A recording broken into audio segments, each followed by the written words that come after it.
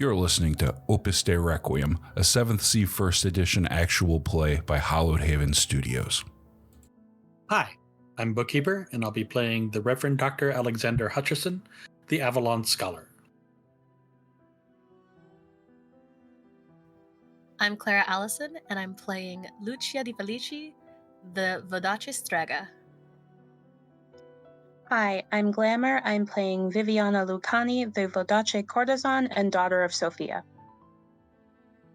Hi, I'm Overthinker. I'm playing Alonso Hernandez, the Castellan swordsman on a quest. Hello, my name is Typhoon, and I will be playing Heinrich von Groth, the Isen war veteran. And I'm Bloodied Porcelain. I'll be your storyteller for the evening. A party, yet another blasted party. This time, I was the host. Here, even a kidnapping plot requires extravagance and frivolity. Diane and I had our debut together in Montaigne High Society. While I did not enjoy it, I must admit that it went well. The Imperatrix and her daughter Dominique attended the party. Lucia observed the two of them with her incomprehensible sorcery. Once again, she heard the music, this time with a more foreboding tone. She saw a golden thread going to the Imperatrix. It wrapped around her and then tried to connect to her daughter. When it touched the daughter, the thread turned red. Lucia had no idea what this signified. You know, if the church is to be believed, using sorcery damns the immortal soul. If Lucia did so, she should have at least gotten something more useful and practical. Our kidnapping plot advanced. Viviana managed to speak to the Imperatrix, and we brought out Lucia as our masked Striga, who we intend to swap with the Empress when the opportunity allows. Finally, Alexander and Viviana spoke privately to Raoul and obtained his agreement to help spirit the Imperatrix from the city.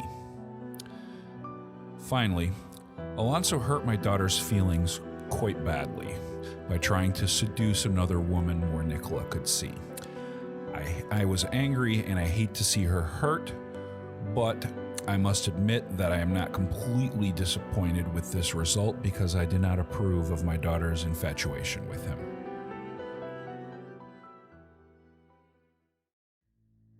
Good evening, players. When last we left off, the party had wrapped up. People had gone home, leaving you with a sense of foreboding about the princess, perhaps? Confusion about the mysterious gold thread, and perhaps some distress and frustration over won and broken hearts. I would like to know where everybody is staying after the party. Alexander went back to the university.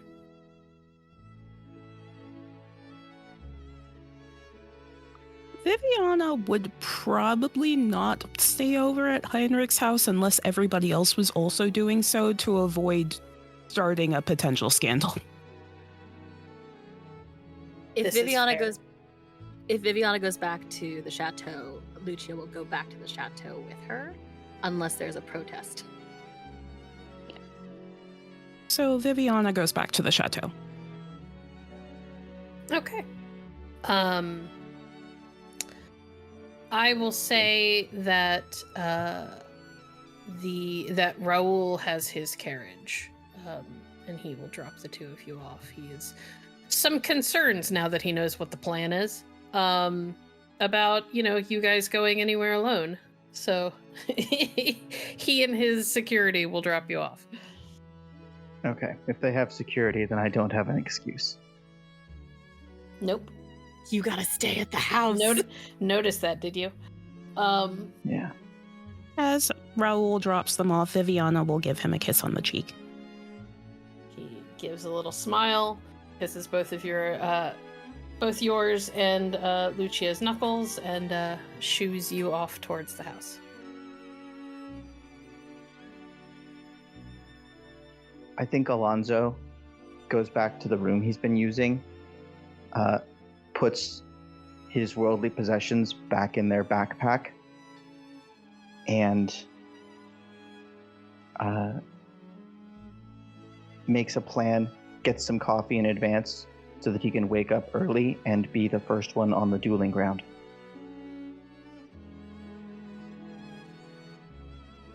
Okay. Heinrich, as people depart your home, including your fiance and mother-in-law-to-be, what are you up to? That Heinrich has a fair amount of stuff that he does before he goes to bed. He goes into his bedroom. He goes into the back part of the closet, and he takes out a rather old, battered-looking backpack. Starts stuffing travel clothes in it, some ammunition, a couple of pistols. He goes to the kitchen, grabs some food that travels well, beans, dried meat, things like that, puts it into his backpack. Goes and puts that in his study at a place where it is easily grabbable. He takes out give or take 300 guilders worth of money, puts it into one of the desk drawers, locks it, and then he sits down and starts writing some letters. Did you want me to read the letter that he's writing to Gunther? Yes, I do. Okay. Yeah. Gunther, without your aid, it is unlikely that I would have survived the war. If you hadn't pulled me off of that field in Heilgrund, I would likely have been captured or more likely bled out. Since the war, it has been my honor to offer you and your family employment. After saving my life, it is the least that I could have done. However, I may need to call upon you once again for additional service. In the near future, I may be required to suddenly depart from the city. It may not be possible to return home. Should I unexpectedly disappear and there appears to be danger to our families, please assist my daughters in getting out of the city to safety. Take them to Freiburg. Fritz Steyer, who served with us during the war, has taken a position in the city watch. He can provide assistance in setting up in the city. I will send any correspondence to him. I will provide what updates I can as to my location and plans, but I cannot disclose my destination in this letter for fear that it could fall into the wrong hands and endanger my mission. Regarding the means of travel, Raoul Cissé du Cissé has agreed to assist with his sorcery. He can spirit you away from the city to a place of safety. However, he has said that traveling through sorcerous means is difficult and unpleasant. Therefore, I would employ this as a means of last resort. Nonetheless, I believe that he is trustworthy and will offer aid. Traveling by boat may be a better option. If there is significant danger, you should also notify my other daughter, Anna, so that she can flee Montaigne with the remaining staff of the estate. There are sufficient funds in my study to cover the cost of travel and to establish a household in Freiburg. If time permits, you may also sell my horse and the carriage. The price of the war horse by itself should be sufficient to cover all of your expenses. I feel guilt at asking you to undertake yet another journey, but I must impose on you once again. I will send word as soon as possible. Sincerely, Heinrich von Groth. And then he puts the key to the drawer with the money in it and seals that in an envelope with the letter, and then writes Gunther's name on the envelope. Okay. Oh, I forgot. There is one thing Viviana wanted to do before completely heading home. She wanted to talk to Quiva one last time. Quiva is gone, my love. Oh, fair. Quiva left while you were talking to Raoul. Oh, yes, that is She left with the completely fair. general party goers. You That could, is- you yeah. could, however, send her a letter. You have a bird for that. Yes, I do. Yes, you do want to send her a letter, or yes, you do have a Yes. bird, but you're not going to use it. Yes, I will send her a letter. Okay, then well, note, it is a burb. Can't send a full letter, but Yeah. what are you gonna send? The burb is going to say, it's going to be a small note, and it's just going to say, bad feeling about the daughter. Anything else? Bad feeling about the daughter. Can't tell which side she's on. And that's it. Okay. All right. Are you going to stay up to wait to see if you get an answer, or are you going to bed? She will stay up for a bit to see if she gets a response, but not for the entire night. She's going to get a decent amount of rest. Also, Okay. we gotta talk. Okay. Well, I'm going to assume that while you are waiting for your answer, there is a knock on the door. Come in. This is sort of unsurprising. Again, Lucia spent the last X amount of time she's stayed with Viviana being like, hey, can we look at Henri again? Wow. Picked 3 different names that were wrong. Lucia, do you wish to see your beloved again? I would. But I would like to speak to you about something different. Okay, come in. And she'll like close the door behind her and sort of automatically go get the bowl. Did you see the Empress's daughter? Yes. When I saw her, I noticed she is pregnant. Vero. That explained. It might explain something then. Why did you see something? The gold thread that I'd seen, that I see when I hear the music. It's around the Empress, which is understandable. I have a guess as to what it might be, but it becomes something else when it touches her daughter. Becomes something else? Does the color change? Yes. When we look at them, the threads are different colors for different relationships, and red often means conflict. So it turned red when it was touching the Empress's daughter? Between the Empress and her daughter, yes. That, I have not told you about everything that I am capable of. You see, when I look at people, I can tell whether they have, whether their intent leads toward being more heroic or more villainous. And when I looked at the Empress's daughter at the end of the night, I couldn't tell which she was. It was like she was both.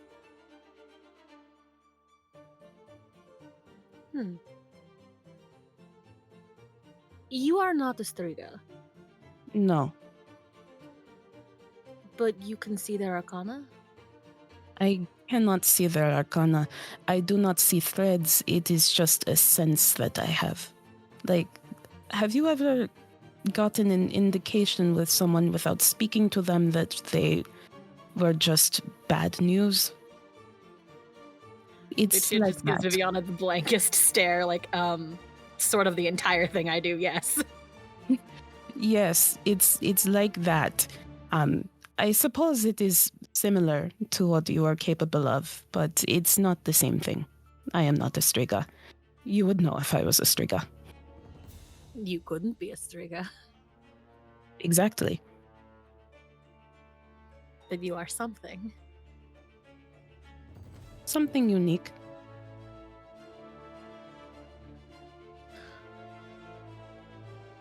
Well, I suppose if we have the chance to look at Dominique, her daughter, we might be able to find something else.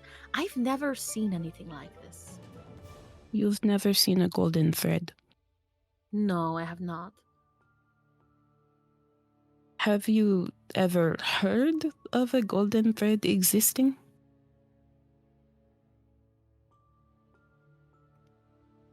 Storyteller? Nope. No. I should. The Empress is a Striga. If she has heard of this, it might be.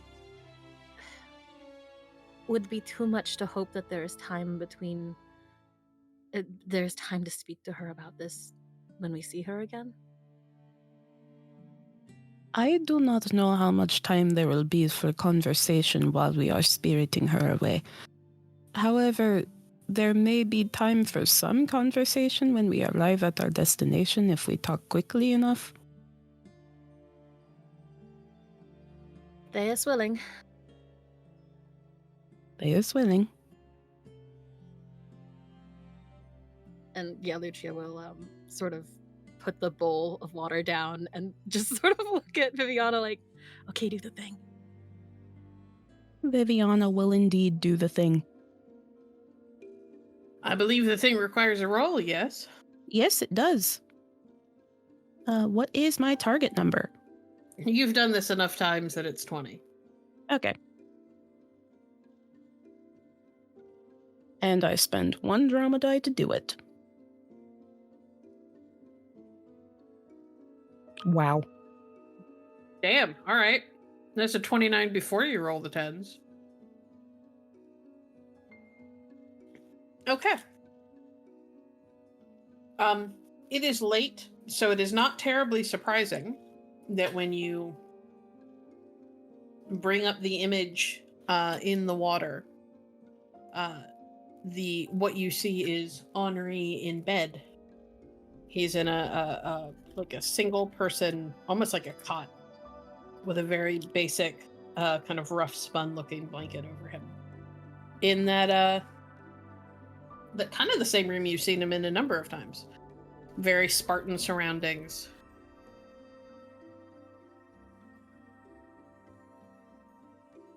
There is the hint of other, very, very simple, basic beds to either side. There's a hint of other beds, a few feet away on either side, with figures asleep in them as well. And on the very simple, bedside table, nightstand, is a now familiar looking folded up letter.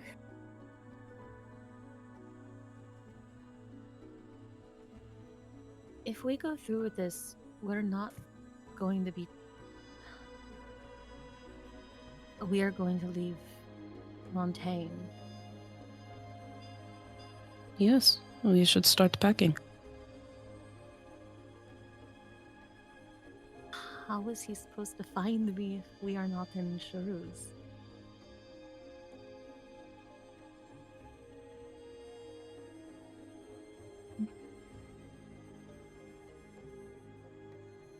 I don't know.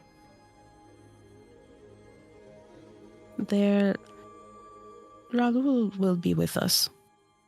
He is going to aid in the escape. And he has methods of transportation. There is a chance that you could see him, or you could at least deliver some sort of letter back to Montaigne that could be taken to him. You yourselves going through... I am not completely familiar with how Porte works, but you yourself going through and going back into Montaigne seems like it would be quite the risk, considering that we will likely be wanted in the entire country. See, that is the problem. However, delivering something to him might still be possible.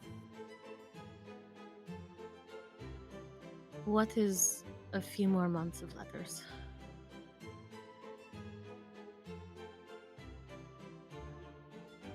You have waited for each other for a very long time.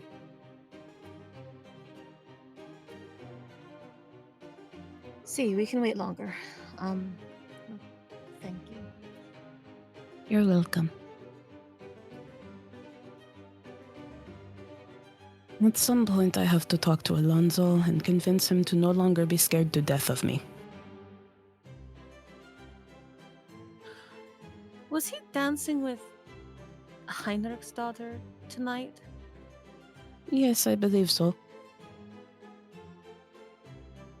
I do not think he has reason not to be scared to death of you. Most men I meet should be scared to death of me, but they don't have the sense to be. It is unfortunate that this one has developed the sense to be. Oh, it's surprising. For all my lack of experience, I think Alonso might be an idiot. Alonso is... He is not an idiot. If he were that stupid, I would not have included him in this plan. He is naive in some respects. Lucia just gives Viviana a bombastic Vidachin side-eye. He is naive, he is headstrong. He is not the wisest, no, but he is not a complete idiot.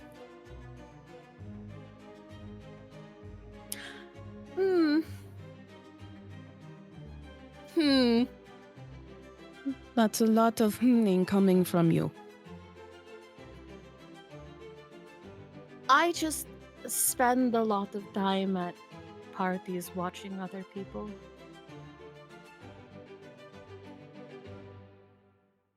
Oh, yes. Speaking of which, he did dance with Heinrich's daughter. I wonder how that will go over with Heinrich. Not well, considering... Well... He didn't finish the night with Nicola. Oh, Alonso. He is going to die, and it will not be at my hand. We should probably pay them a visit tomorrow just to ensure that my bodyguard is not, Dismembered. I was going to say crushed. Crushed, dismembered. Nicola might do it first. That is something that would be quite entertaining to see. No, we need Alonso alive. We need Alonso alive, yes. And again, I must convince him to no longer be afraid of me. No. That is going to be... Men.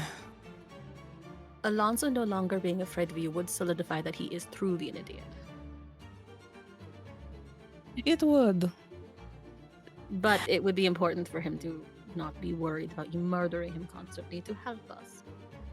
Yes, I worry about the flow of our work as a group if he is constantly scared that I'm going to stab him in the neck.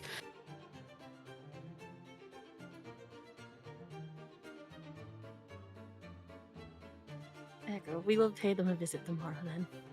Yes, we will. For now, it is about time that we both get to bed. And Lucia will help clean up and start heading to bed. All right.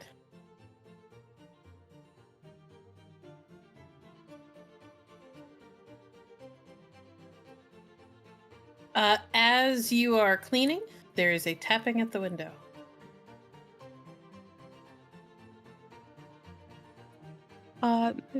Viviana will head to the window and she will see who is there. I'm assuming it is Sposa. Yes. And there's a little letter attached to her leg? Yes, leg. Viviana opens the window and lets Sposa inside. She hops over to her perch and holds out her leg for you to take the letter. Viviana closes the window and then detaches the little note from Sposa's leg. She will read it.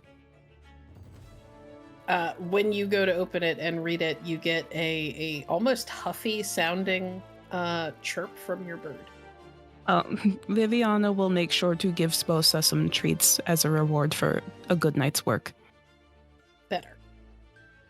Seems to be what she says as she takes her treat. You unroll the little note, and in a careful, weirdly like personalityless form of handwriting, like somebody who has either been trained or trained themselves to write in such a way that it would be very difficult to tell if it is a man or a woman writing. You get I noticed that too. Any ideas? Well, Viviana throws the note into the fire, and then will pen back. Well, she'll think about it for a moment and then say,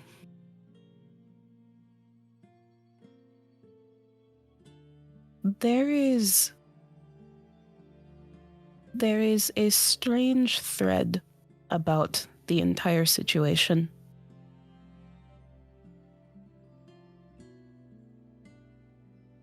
Or maybe perhaps simply say, there is a golden thread. Any ideas? And then she will send Sposa back out. Okay. She will give Sposa another treat first.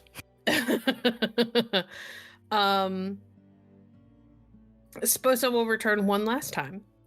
And the returning note is, I asked first. Fair. Followed by, it says, I asked first. I didn't know that was a talent you had.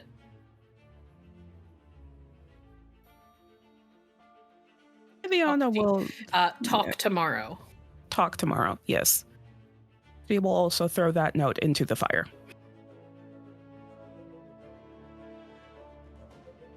And then Viviana will head to bed. Well, before she heads to bed, she's not entirely certain. She doesn't have an abundance of things with her. Like, the room that she's in isn't particularly styled to her personality. It's more so just the essentials that she needed. And some things for making potions. She'll just make sure that some of her stuff is stored away in a place where it's easy to access, ready to leave. And then she will go to bed because she doesn't know how soon things are going to start happening. Excellent. Okay. In the morning, my understanding is that Alonso wants to be the first person up. Yep. However, I feel like it's a little unfair to just say yes, that happens, considering whose house you are staying in. So, I'm going to have the two of you make me brawn rolls. And these will be contested. So it just depends on who rolls better. Between Heinrich and Alonso. And I'm assuming my extra die I normally get on brawn rolls for large does not apply to this? No. This Doesn't is just seem relevant? No, not relevant. We all know you're a big, powerful man, but unfortunately that doesn't help you wake up earlier. Nah, you just wake up earlier on principle. Unless, well, no, you both got 10s. Oh, so we did. Cool, so it's you. Yeah. Oh, Jesus. Thoroughly. Well, hold on. Roll again. I'm just curious.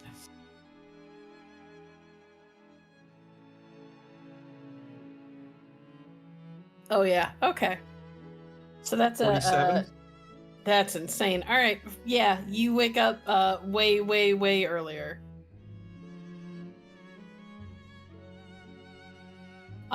Or I should say directly on time, which is usually like just before dawn for you, if I remember correctly.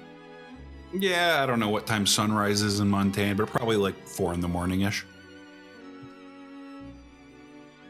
I don't think sunrise is quite that early. It's probably between like 5:30, 6 a.m. But being up around 4:45, 5 o'clock is pretty easy.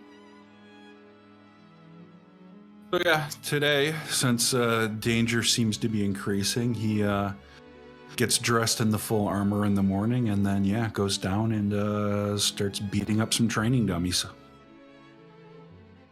Alonso, you wake up and you are so happy with yourself because you made all of these arrangements. You were going to be the first person up. All your shit's together. You've already got like coffee ready to go. It's cold, but it's ready. You chug down your coffee and you hurry out to the training yard, and Heinrich is already there and has already worked up a sweat.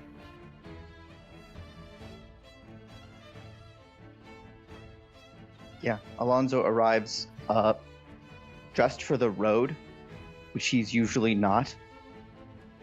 Like cloak and hat and backpack.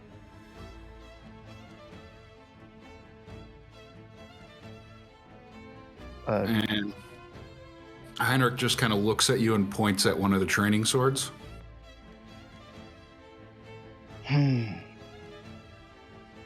Puts down the backpack, hat, cloak, and takes up the training sword. Are you going somewhere? I had assumed that I might, yes.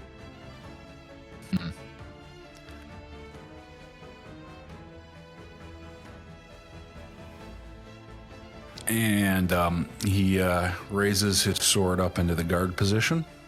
Wooden sword. Mm-hmm. Alonso does the same. I wish to say that I am glad our efforts were successful.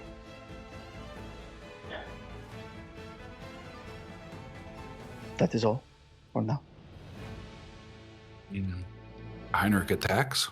Not, trying to kill you or anything, but, for sparring purposes. Running through our forms.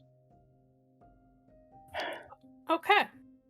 I'm sure everybody would love to see proper combat happen, but we've only got 2 more episodes left, so I'm not gonna burn a ton of time on this. I will have you both roll your finesse and attack rolls, please. Or if it's different for the ice and stuff, which I can never remember, roll that. Yep. 25. All right. OT. Mm-hmm. 27. Edges me out a little bit once again. Does anybody want to roll drama dice? No. No. Okay. Nope, this is just training. Weirdly enough, Alonso, you came into this prepared to get your ass handed to you, and he's certainly giving you a run for your money, but he doesn't seem to be trying to hurt you. The first round goes pretty standard. Swings, blocks, ranging. By the second, you can sense that Alonso is getting tense. And as we finish a bout and step back, he's like, "What are you doing?" Practicing. What are you doing? Is there something Right. you want to say? You're going to make... Okay. Yes. I was foolish, and I am sorry. I should never have stayed here once I saw how things were. Is this what you want to hear? I'm very disappointed in your behavior. As of now, I have no intention of kicking you out. There are people actively trying to kill us, and I have no desire to see you hurt. However, your behavior last night was very poor.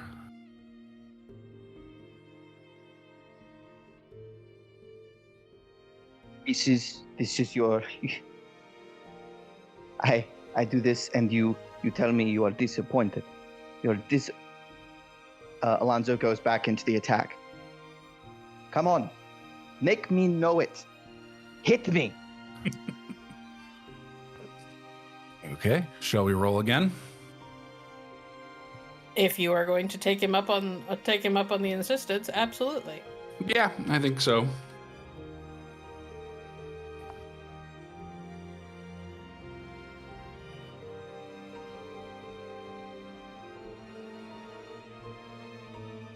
Ooh, that's Ooh, a got 10.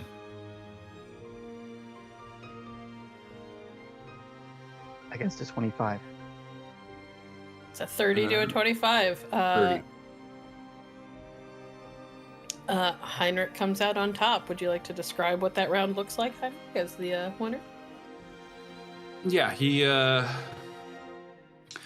basically kind of opens up with a bunch of, kind of overhand swings, taking advantage of his longer reach, kind of making Alonso keep retreating to not get his skull cracked.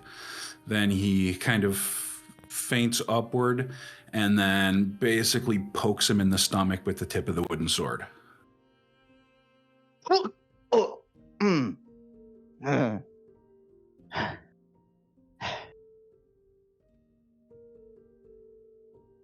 All right. Good. Yes. I am a fool, sir. Yes, you are. If you wish to pursue your diplomat's daughter, that is fine. But I expect you to have no further contact with my daughter. You can stay here, but you should not speak to her again. Understood. She's very young and has quite a bit left to learn about this world. And she, like her father, will eventually do her duty and probably marry another montane nobleman, as is expected of a woman of her station. And she will not be having any dalliances with others. Mm. This is your decision. Yes.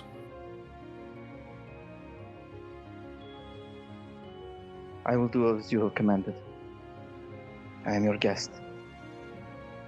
And Heinrich lowers his sword and says, there is one other important matter that we need to discuss.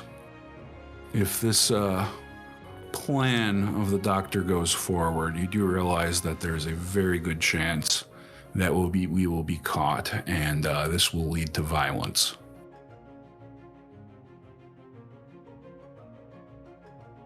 I do. If that happens, do you also realize the consequences if we are identified?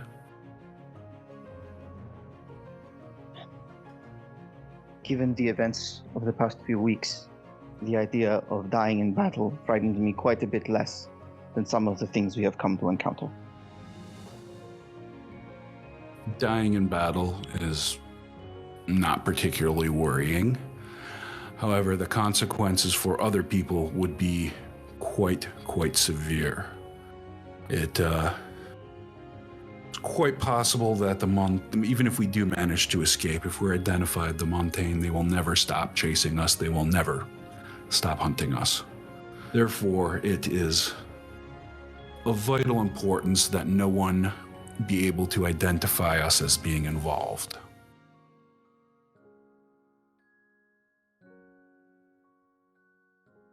I shall look into buying a new hat. I don't think you quite understand what I'm saying. Is if swords are drawn and we must fight, there can be no witnesses. Here you do see Alonso a little surprised. If anyone sees us, they cannot be allowed to be able to tell anyone else. I see. No one lives. who No can one identify lives. us.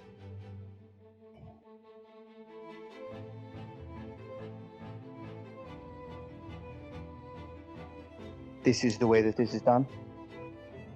It is the way that I will be doing this, and I expect you to aid as well.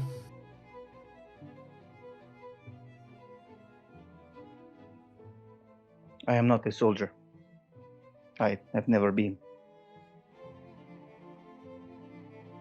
Well, you're quite skilled with that blade, and you're very quick. I think you will do fine. I say, not that I could not. But the thought that someone should die simply for seeing us does not sit right with me. Should it become necessary, I will do what I must. But you seem better suited for this particular task.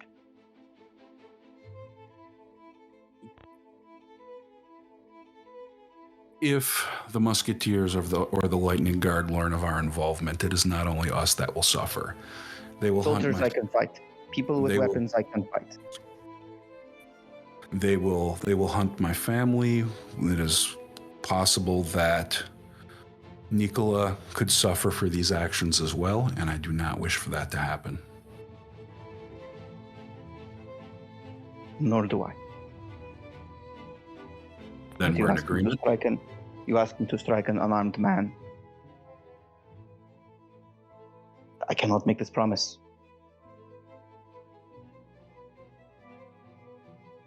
I cannot.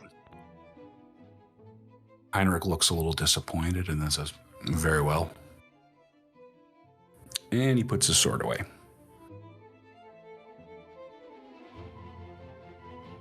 All right. Alonso will stay out on the training field a little bit longer. Just laying into a couple of the dummies. All right. Alexander, Yes. tell me about your morning. So two things this morning. Taking a mild liberty with Herr von Graf that I will apologize for later. I'm going to send an invitation to Raoul Cisse de Cisse to join me for tea around lunchtime at Herr von Graf's house. Understood. But last evening I started working on something. This morning I'm going to finish it and see that it gets passed on to Johannes for distribution as needed. And then I'm going to head over to Chateau du Eisen. Okay. You send off your invitation before you settle down to work on things. The runner who you sent off to deliver it to is basically just one of the stable boys who works at the college. Yep. Returns to let you know that he delivered it to the Cisse household, and that Raoul was not there, but they have sent out servants to find him to deliver it the rest of the way. As these things go. That being said, ladies, Mm-hmm. you awake in the morning Anything in particular you are planning to do? Pack up as well. Check on the spiders. Little things. They are the spiders. You feed them. Yay. Happy Are- spiders. Are the Happy- spiders I didn't train doing okay? Yeah, they're just kind of doing their thing. They don't seem to realize that anything is up, but they are spiders, so it's hard to read them. As long as you keep feeding them, they seem to appear to continue to live. Rad. Viviana gets ready for the day, puts on a decently nice going out dress. Nothing fancy since she's not going to be attending any events, at least she doesn't plan to. Gets her makeup done, keeps her hair down, and will, when she's ready, go over to Lucia's room to retrieve her. Lucia, See? it is about time for us to go. Echo. One moment. And Lucia grabs her little bag to take her letters and actually doubles back for her mandolin. I don't know why, I just want it. Okay. As the two of you set out, you are probably half a block away from the chateau when another set of feet falls in to step beside you. Who is it? We fuck up. It's Quiva. Oh, thank God. Good to see you. Buongiorno. I said we'd talk in the morning. Yes.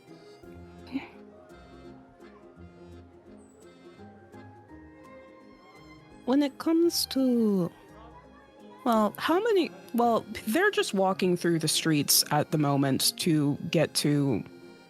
I assume we're headed to Heinrich's estate.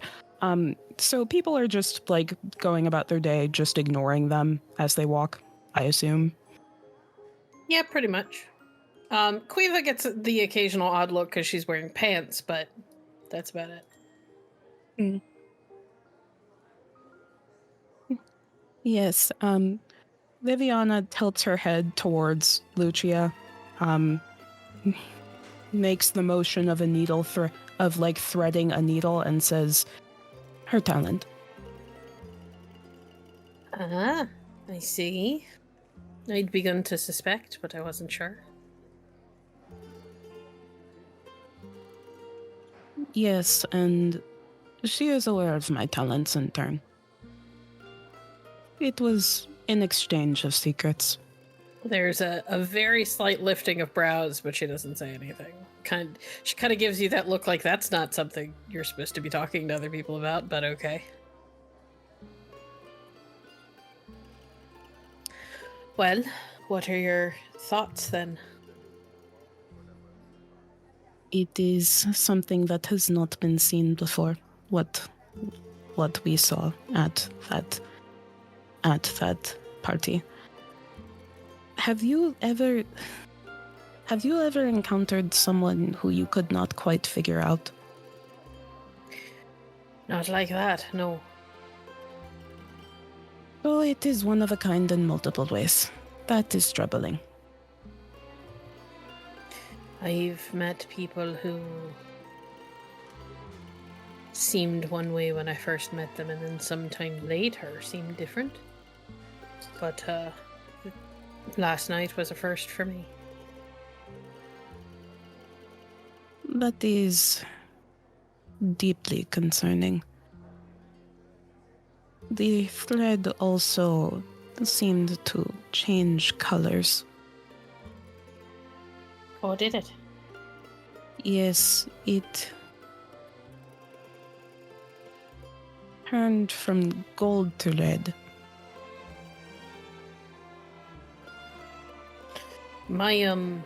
knowledge on such talents is admittedly a bit limited, but I didn't think gold was a color that came up for that at all. According, not. yes, it's again one of a kind. Troubling. Anything in particular about this gold thread other than the fact that you've never seen it at any other time that stands out? It is accompanied by and Lucia thinks about this. It's all very silly sounding when you say it out loud. It is accompanied by music.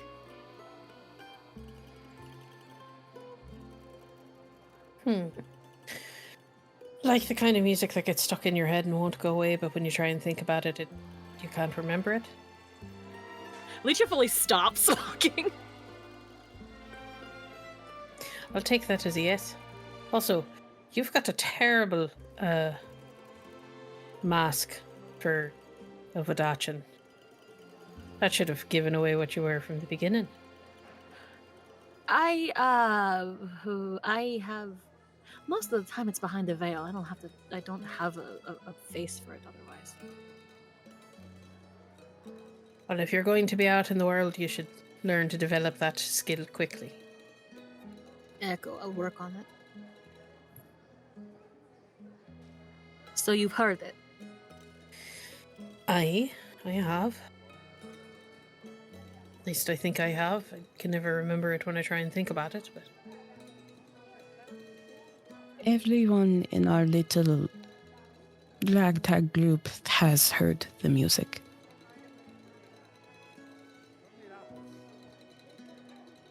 She kind of nods a little bit. And what does the music have to do with the thread? The music seems to summon the thread.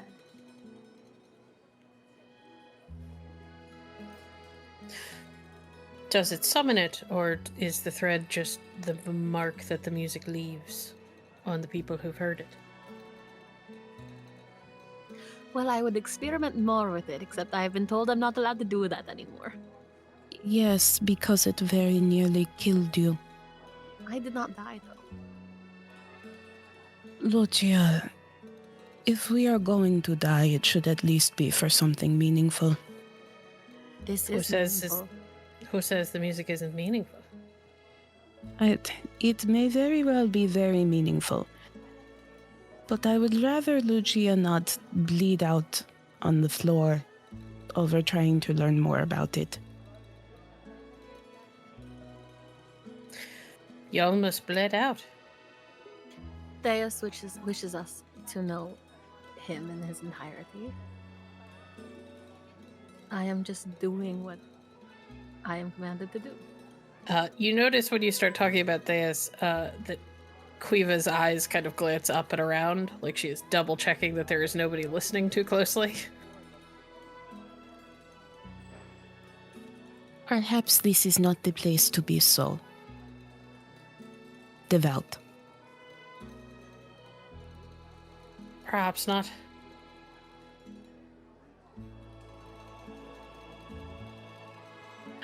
Let us continue. Would you like to come to brunch with us? I don't know what meal it will be by the time we get to Heinrich's. Sure. I could eat.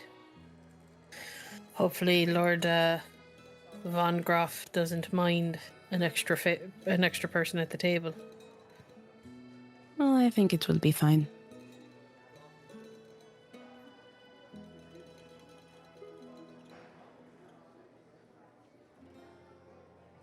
Out of curiosity, what's your you all seem to talk a fair bit to that lad from the Sémø family, the Raoul? yes, that one. Yes. He on the up and up, or He is, yes, he is. Very much so. noted. I only ask because let's just say there were a number of new black eyes in the city last night because he almost got himself mugged. What did he do? Wait, I he almost got mugged? Almost.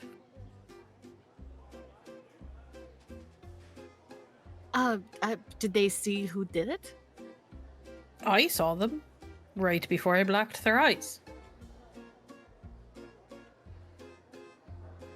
Well, thank you for looking out for him. My assumption is that he was very drunk at the time. I'm not entirely sure that he realized that anyone was coming for him. I intervened before they got the chance, and I'm not sure that he heard the scuffle before he ducked into the next tavern. I see. I do not know if that is simply a result of him being an obviously wealthy person who is going... He was also, he was also, armed. So I suspect he could have handled himself, but I wasn't entirely inclined to have a bunch of bodies in the streets, I was busy. Yes, that was a good inclination. A bit easier for me to just knock him out and toss him into an alley to wake up with a headache than to have to deal with the musketeers showing up. Much easier. For a man who is as fond of wine as he is startlingly competent. But that is a fair number of mundane men from what I found. Yes. Not so much the drunk part, but competent. Surprisingly so. At times I wonder if his constant drinking is because he simply wants to forget certain things, or if it is part of a facade. Couldn't tell you. Never talked to the man. I was just curious to know what sort of man he was, and if he had your approval. He does. Noted. Might be useful then. Will be useful. Let's get to the Von Graf estate before we continue this. Right. You continue your walk, and weirdly enough, speak of the devil, you guys are walking up as Raoul's carriage pulls up, and he climbs out. Did you miss me this much? Oui. But I was invited by Dr. Reverend Hutcheson. Reverend Dr. Hutcheson? Reverend Doctor. Yes. I got an invitation. And he loses his accent when he gets drunk. Listen. Quiva just sort of laughs a little bit. Funny, so did I, but not from the same person. This ought to be an interesting time. I wonder if anyone bothered to tell Herr von Groth. And the two exchange introductions, shake hands. Raoul looks like he wants to kiss her knuckles, but then looks at the way she's dressed and it's like he's not entirely sure how to react to her. And so when she extends her hand to shake, he just shakes it. And there's a knock at the door, to which Gunther opens it. And looks at the weird little assemblage of people on the front stoop. Come in. I'll tell Herr von Groth you're here. And Gunther will go get Heinrich, who I'm assuming is cleaned up from sparring and whatnot. Yes. Heinrich, it is worth noting you have not seen your daughter. You have not seen the older of the two daughters. Yes. The youngest came down along with her yippy dog and forced you to play with them for about an hour. but Nicola has not made an appearance. Is the training ground visible as they come in? It's No, behind the house. Yeah, it's behind the house. Mm. Gunther comes to see you. Herr von Graf, you have many visitors at the door. Very well. Who is it? Lord Raoul Susse de Susse, Lady Francesca, and Lady Giulietta. And another woman who I have not met yet. She has red hair. I was expecting the two, but not the others. Very well. I will, And the Reverend Doctor. Oh, I'm there? I think you just Yeah, for the sake of ease, we'll say that you showed up at around shortly after they did, while they're still. Sure. Yeah, I mean, you invited Raul at a specific time, so I'm assuming you would be there when he arrives, or it would be even weirder. Sorry, we'll say that you showed up like literally as he's bringing everybody in the door. Cool. I'm trying to juggle too many characters. I understand. Alexander shows up with, just like he is in his art, with a portfolio with a bunch of pages clipped in it under his arm. All right. Heinrich comes down the stairs and greets everyone. Welcome. Come in.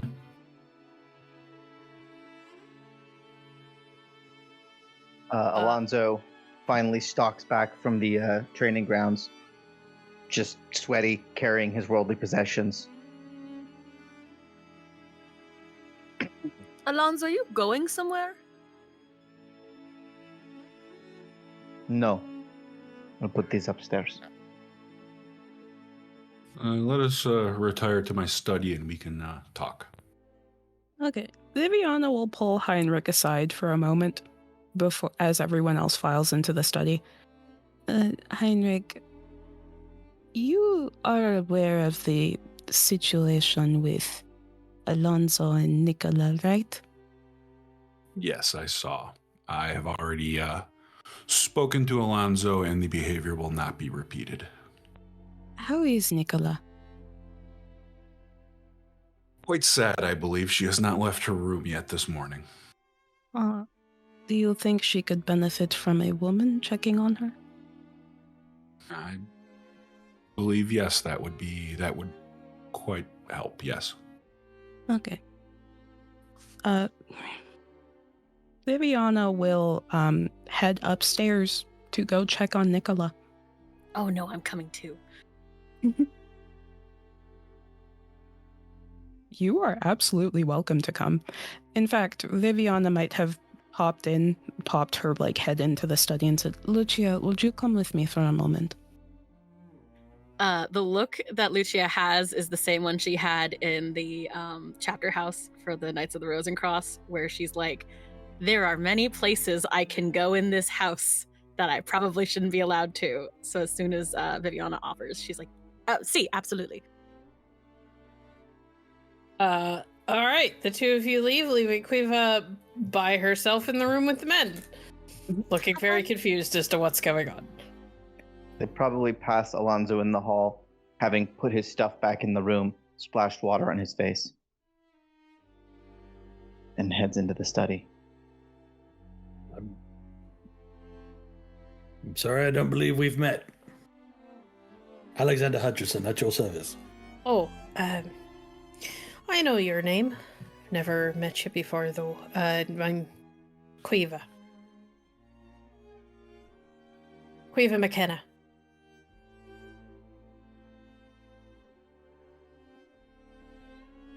A pleasure.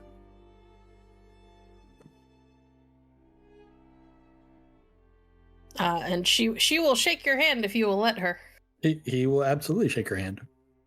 She's got a grip for a woman. She's got, she's fairly typically dainty like most women, but she when she shakes your hand, it's almost like Heinrich shaking your hand. She's got a hell of a grip. You can all get a grip.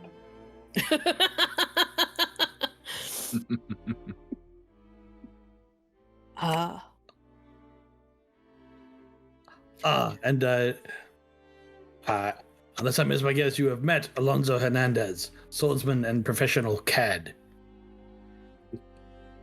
Aye, we've met. Briefly. Only the former title I wear with pride.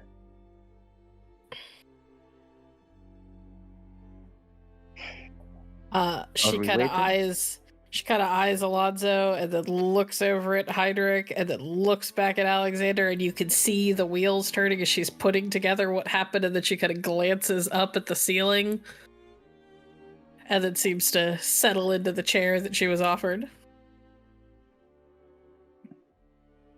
And seeing as how Raoul is here, Heinrich is going to ask Gunther to bring in some of the good whiskey. And then... Thank you, monsieur. And he will drink as soon as the whiskey is presented.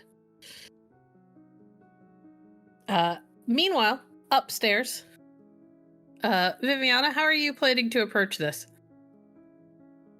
Viviana is going to knock very softly on Nicola's door and speak in a very soft voice and say, Nicola,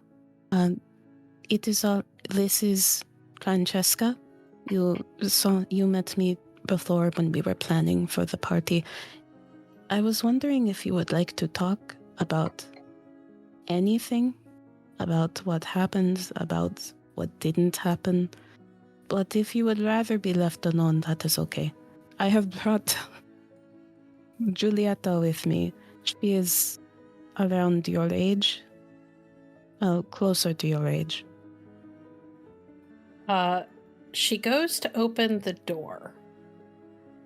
And while you may have expected a young woman with red-rimmed eyes who looks like she's been crying all night, she is remarkably well put together. Her hair is up and styled. She's wearing a lovely dress. And her face is made up and is set in this, in an almost fully unreadable mask that would make even a Vodachan proud. And you can see something in her eyes that reminds you of her father. There is a kind of hard, I'm not gonna let this shake me kind of look to her. Does that make sense? Yeah, that makes sense. That makes you think of Heinrich when Heinrich is like... honestly, it reminds you a little bit of Heinrich when you guys got into the big fight and he just straight up murdered a woman. And then didn't seem to let it faze him at all. That's a little bit what her face looks like. Oh, you look very nice today. May we come in? Yeah, come in. Viviana will head in.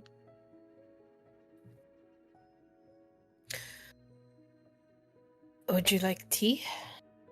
I can have some brought up. Yes, that would be lovely. And she goes to the door, pulls a little rope next to it. A maid shows up outside and they speak quietly in Ison for a moment before the maid disappears. And then she comes back. What can I do for you, ladies? I just wanted to see how you were feeling. I must say, she gives Nicola a perhaps a bit slightly conspiratorial smile. I approve. I think it is good not to let a man shake you. I think it is good to prove, not just to him, but to yourself, that a slight will not tear you apart. She stops by a mirror and kind of pats at her curls for a moment.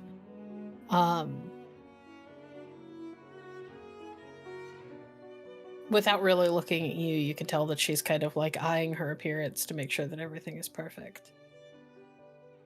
If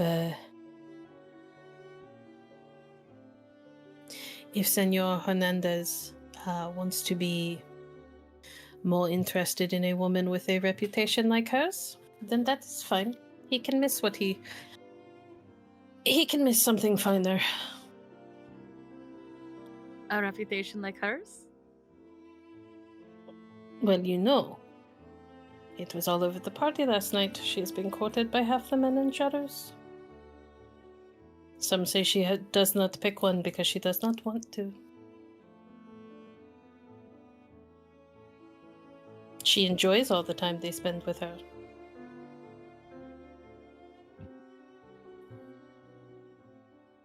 Lucia thinks on this.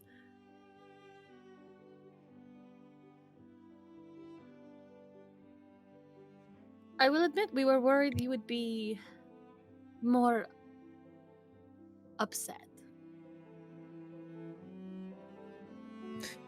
I was. For a brief time.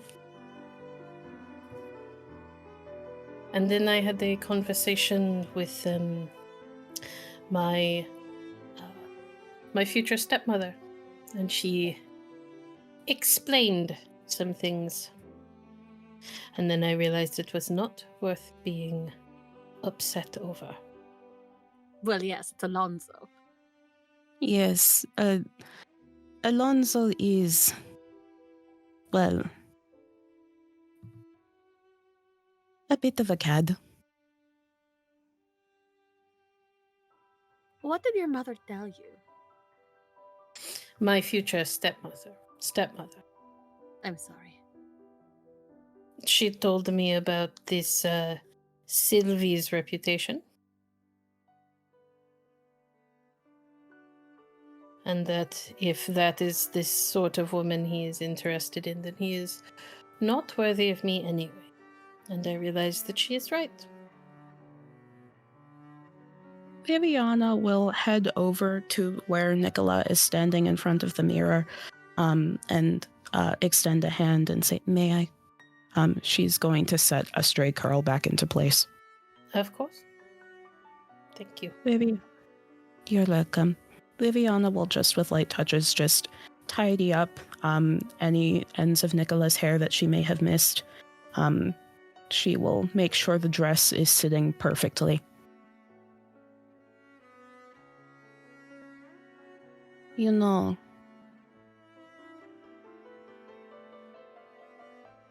I do think that it is good to, well, I think it is both good to cry about something when it makes you upset, but then pick yourself back up.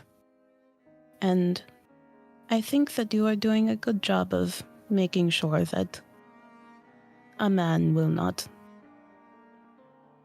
well, define how your day is going to go. Especially not one like Alonso. This is true. I have a invitation to go see a parade later today. And I think I will accept that invitation. From what we saw at the party, you are going to get many invitations. She will kind of smile and kind of gesture to a little table, not a table. She will gesture to like a little writing desk. And there's a small stack of what looks like fancy little calling cards and probably invitations. I already have. This requires no... Lucia sort of thinks for a moment and then sort of like offhandedly goes, so many invitations. It would be... I wonder how many Sylvie gets. I wonder how many invitations you get before you are also courting many men. She is seen in public with them. And you won't be? Not so many. Echo. I understand my place and what is expected of me. I will meet with some in the company of a chaperone to make sure that I do not have such a smell following me. I was legitimately going to say something. I got That might have been the wrong word. I am still getting accustomed to Montaigne language. It is a hard language to learn. It is, especially if you've spoken nice in your whole life. They do not pronounce half the letters in their words. Sorry. Yes, it is very strange. I keep wanting to say the entire word because it feels like that is how it should be said, but anyway. It is so close to Vodachi. So close. We've gotten... It is good to see you in better spirits than we expected. I almost felt the need to apologize on behalf of Alonso, but I do think it is not necessary. We should not apologize on behalf of him. He is a grown man. He will do it himself. Technically, he's in my employ. I could probably ask him to do it.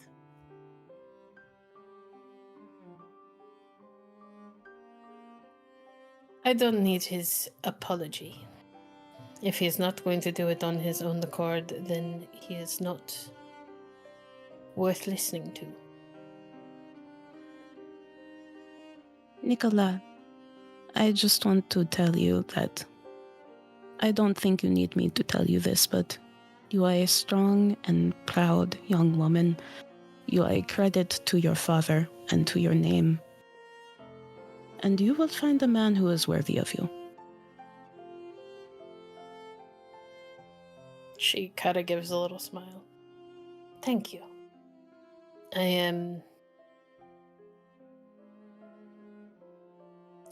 I hope that one day my father will be proud. He already is.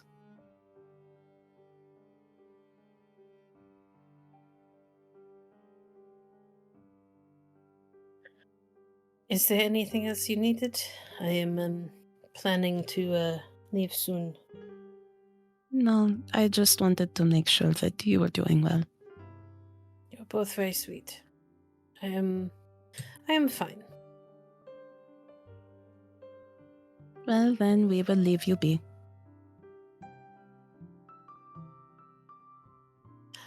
Do either of you know anything about Sebastian Valrotomatis? Can I roll for it? Can I roll gossip? You could certainly roll gossip or politics.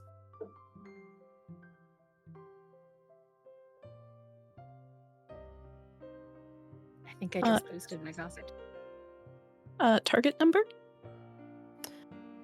Let's go with 15, and raises will get you more information. Cool, I will take 2 raises.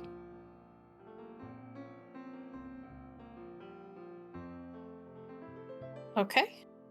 So you want a 25? I'm not taking any raises. I'm just going to spend 1 drama die then. Okay.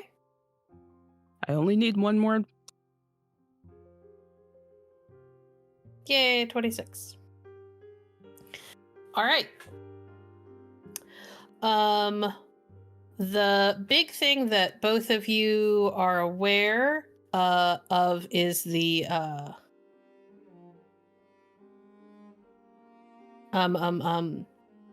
obviously based on the name, Sebastian comes from the Valro family, who developed the Valro fighting style, which is one of the most famous fighting styles in Montaigne and in the world, really.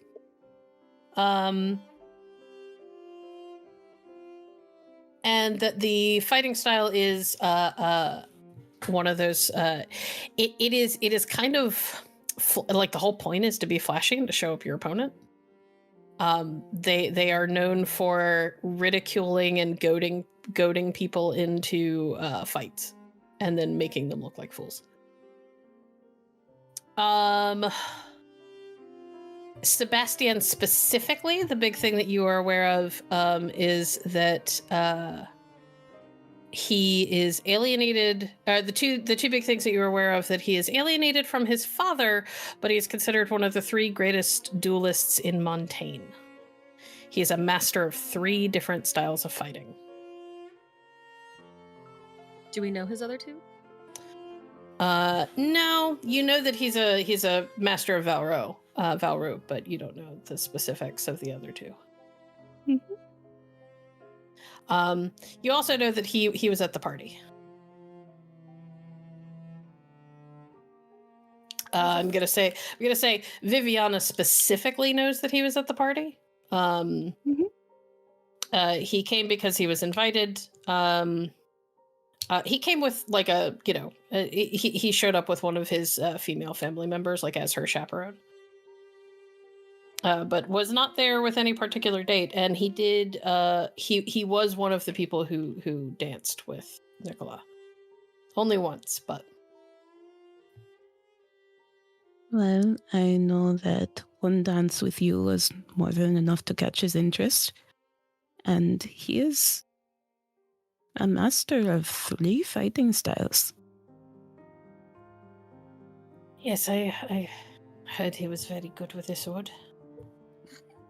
If you are looking for a fine swordsman, he would be the one. Although a little bit... What's the word? Loquacious? Boisterous? Yes. For Valru are less, are much more flashy than men from Isen, but I find I like that. It is different. Viviana, the other thing, and this is less about him and more about the family in general, they are known for like holding balls on like the decks of their ships because they control most of the waterways, the rivers and such. So when they throw their parties and such, they tend to do it on the deck of their ships.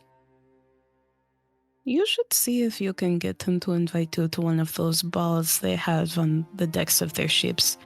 I think that would make quite an impression on Montaigne society for you to be seen at one of those.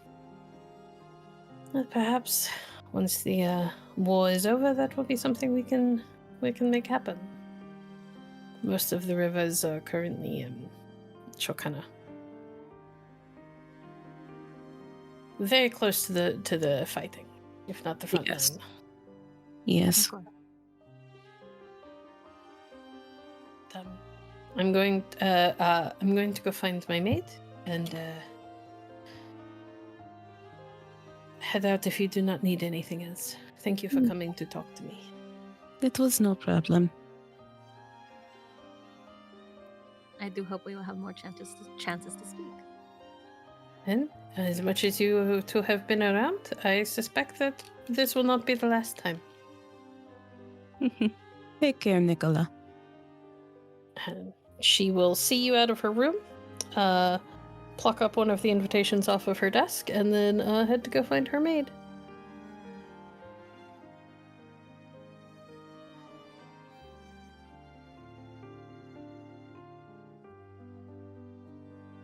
Or you two going back downstairs? Yep. Yeah. All right. You go downstairs and find Raul and Quiva are among the boys. There's some vague chatter going on. Quiva is drinking just like Raul is. Thank you for listening to Opus Dei Requiem. If you enjoy this story, please make sure to subscribe and review wherever you're listening to our podcast. You can find more of our actual plays on our website at www.hollowedhavenstudios.com. Please consider supporting us on Patreon at patreon.com/hollowedhavenstudios. Your support helps make more stories like this possible. Alonso also has a drink. There are now 3 bottles of whiskey in the room. Sorry to keep you all waiting, but it looks like you have kept yourselves entertained in our absence. Mm. Well, it's not Hinish, but it'll do.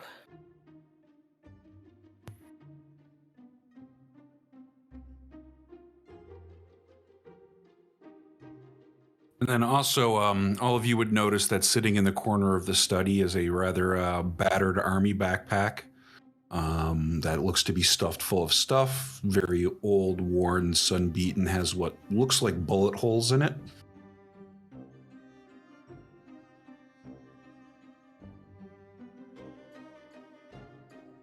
Well, there is much to talk about.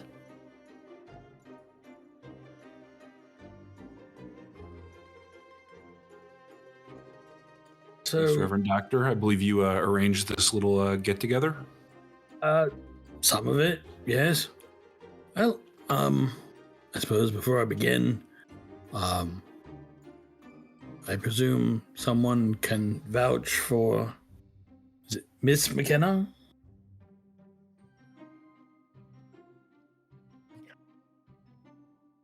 That's fine.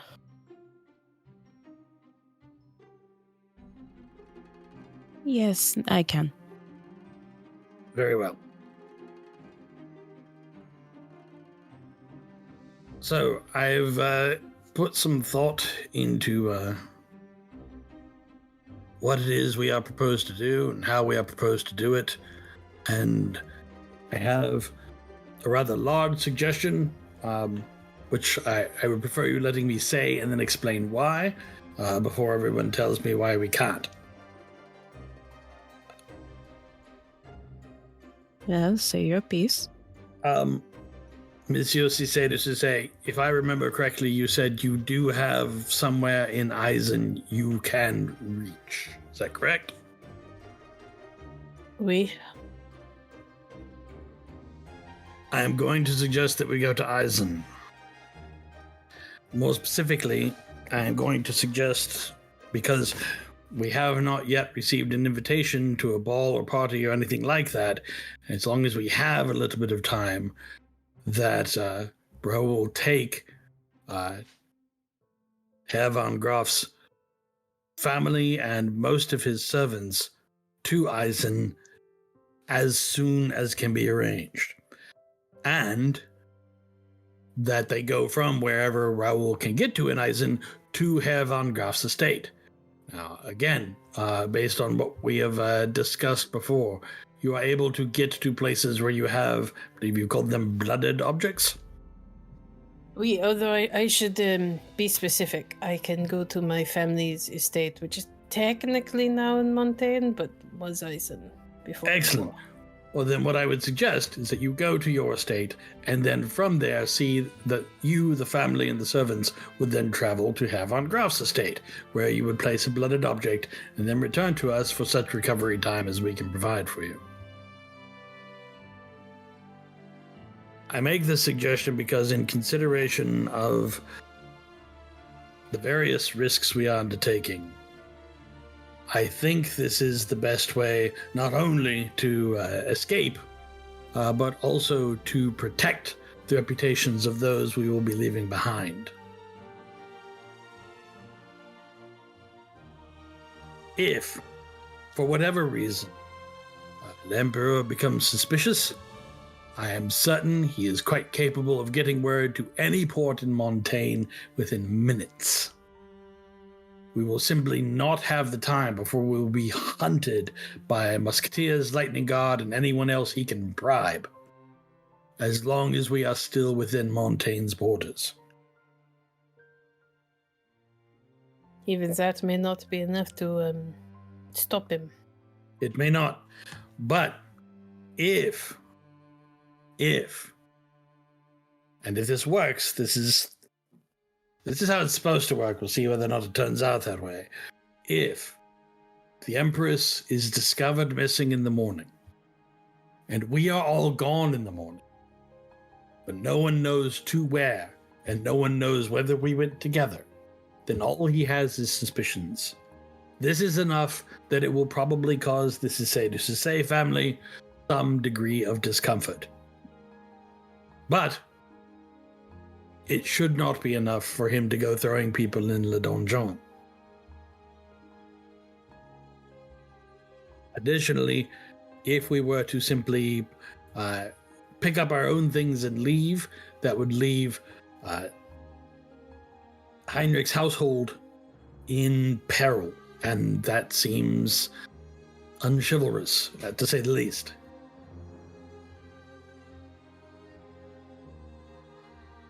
Whereas Herr von Graf's estate, as he has described it, is in the southern part of Eisen, which gives us two options. One, we can cross Eisen to go to a northern shore and from there sail to Avalon if we think she would be safer in Avalon, and I leave that up to people wiser than I, he says, gesturing to Viviana.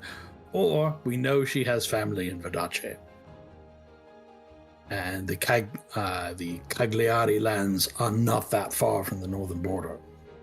Aye, if it were me, I'd take her home. It seems that she would be safest with her family. And I believe that your children would be safest in your home. And if this works out, we should be able to protect your position and even your engagement. Is it not suspicious that we all disappear regardless? It is. It absolutely is. But suspicion is different than proof. And more importantly, for the Emperor to be suspicious of people who are not here is one thing. For the Emperor to be able to grab people and interrogate them is something else entirely.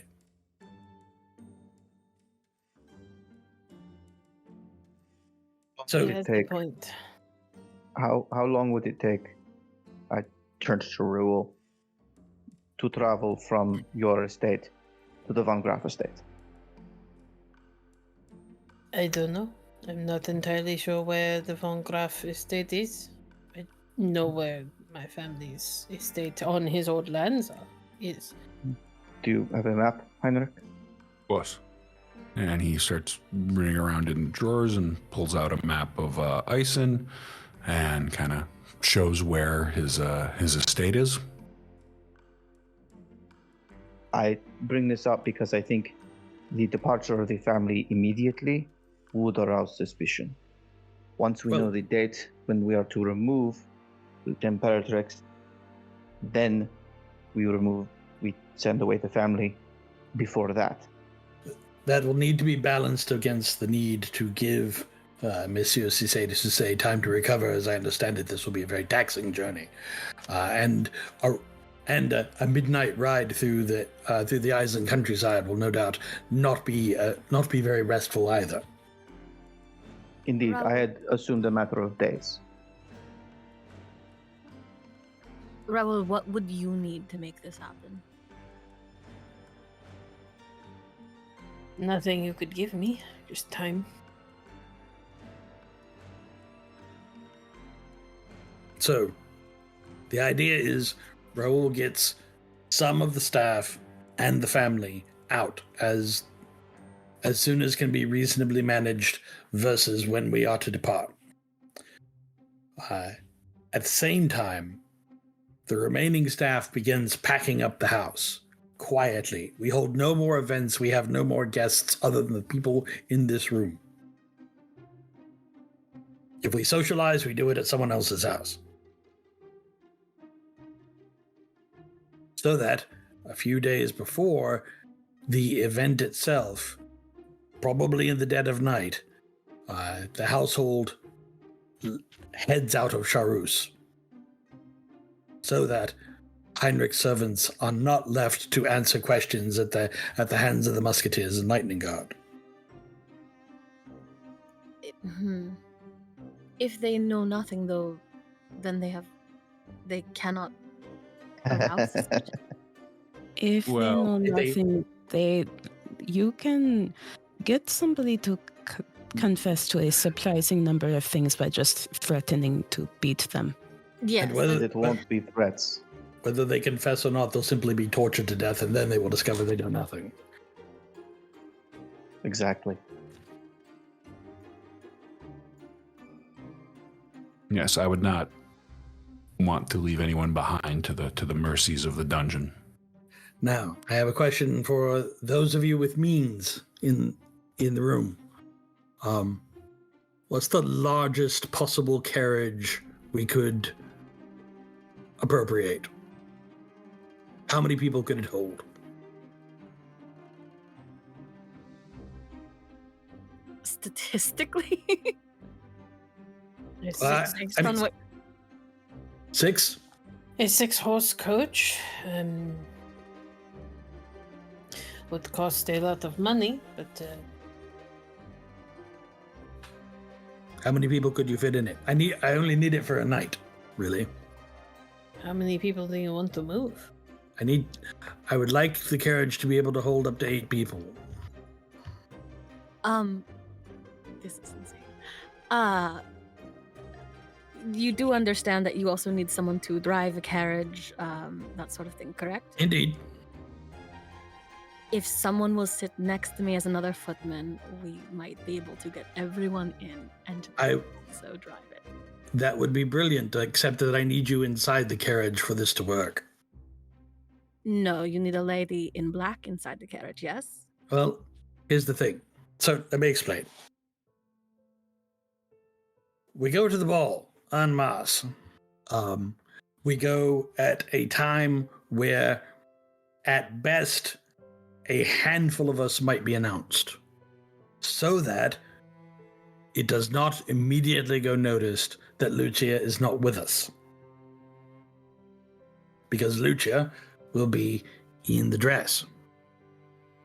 And if we are questioned, it is incumbent upon us to mention, oh no, she's here, I've seen her somewhere. To establish that she's here, so that when she appears later, it will not be an immediate surprise.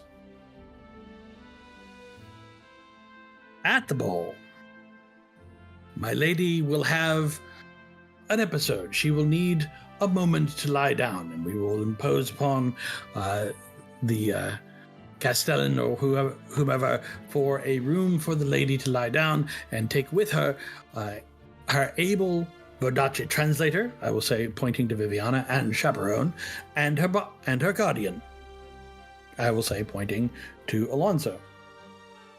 That will leave the 2 most public figures, Heinrich and myself, out in the ball to continue conversing.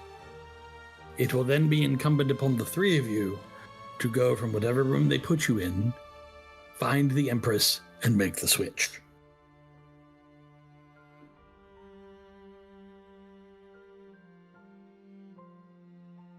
That is perfect, actually. I believe it could be done. Indeed. May I suggest an alternative? Please? The Imperatrix knows we are coming. If we can communicate to her, she might have the social currency, I believe, to voluntarily go for a private meeting, have her fortune read or some such. If she leaves with our mystery Strega, and only the mystery Strega returns, that will immediately be suspicious. We need them to leave at separate times, so that when one comes back and the other doesn't, it doesn't immediately raise suspicion. I see, yes. But once the switch is made, then Viviana, Alonso, our new mystery Strega, and Lucia must all reinsert themselves into the ball.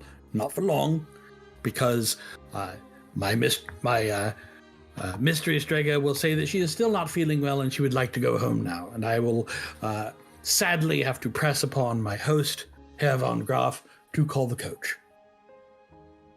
If I am entering as the mystery and then leaving as Lucia, having not been announced, not that that is anything anyone will remember, would that not also be suspicious? Not suspicious enough to be remembered, I should think. And as long as we take the time to seed within the conversation that you are there, just we don't see you at the moment. Echo. Once we are all gathered back, we go back to the carriage. We all get in the carriage. Once we are off the chateau's grounds, because there are too many places where people can watch and we can't see where they're watching from. I want to get to some place where we are less likely to be seen. But once we are all off the grounds, that is when I would like Raoul to take everyone who is in the carriage out of the carriage to Herr von Graf's estate, so that the carriage would re-arrive at Herr von Graf's chateau here empty. I can't move that many people. I see. I can only move myself and 5 others at the most. All right.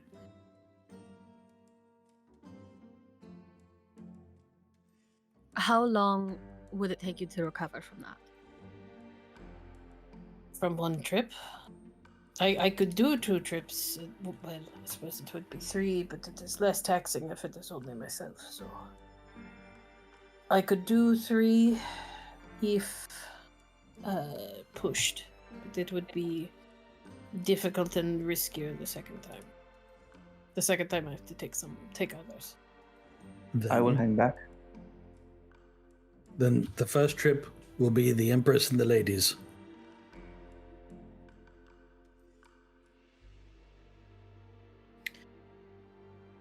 There are other things to consider. Go on. First and foremost, I have said that traveling by Porte is unpleasant. It is also dangerous. How is it dangerous? There are a number of things. Open your eyes, you are lost forever. Let go of me, you are lost forever. And no one who goes through it is ever the same after.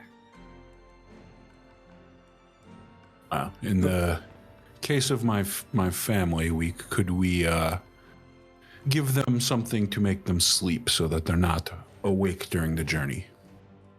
Could not carry them. Well, I mean, I could carry the little one, which was my plan anyway. But and I can carry Nicola.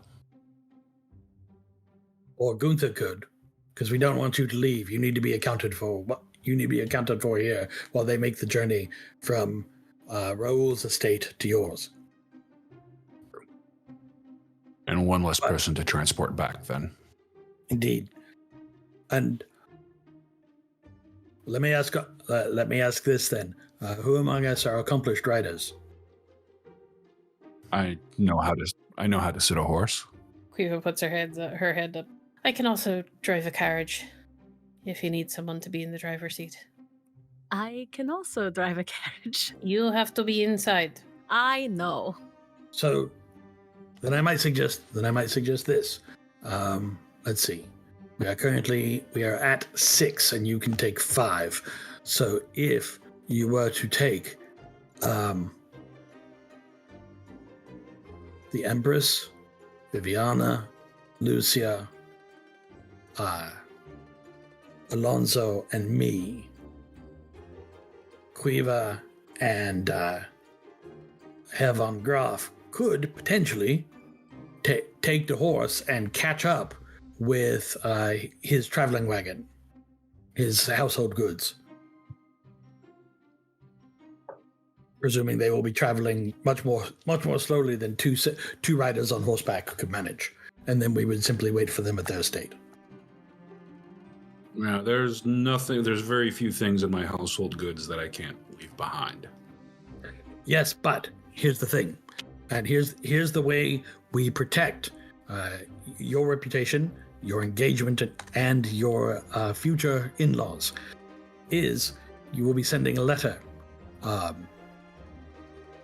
You can either send the letter or you can leave it at the estate. That would be more mysterious and dramatic, so that if someone came to the house the next day to call upon you and no one was there, and all that remained was a letter addressed to Diane saying, "I have departed to engage upon the romantic quest you have demanded of me. Please await word of my deeds of daring do." Or I could just say there was urgent business at home. You could. But this is Montaigne. This is Montaigne, and it is more mysterious and dramatic if you say you are leaving on a quest for love. And is in keeping with the conversations that people know you have had. I must speak briefly. This discussion of travel through Porte, you said no one is the same afterwards? No one. I would like to avoid this if at all possible. Can you ride a horse? I can learn quickly. You won't get far enough fast enough to not be found. Everyone in this room forgets that while I may be a master of Porte, so is the Emperor. And a good number of his courtiers. Yes. This is something I had cause to observe. The Montaigne are very good at sending messages and coordinating movements quickly. Wherever we go, traveling overland, someone can be waiting for us. When I say that you will never be the same, I don't mean it is physical. There are things that you will see, or not see you, there are things that you will hear. That, he'll shrug a little bit. Will take resolve to deal with after. If I can ask a much more frivolous question, can you take the dog?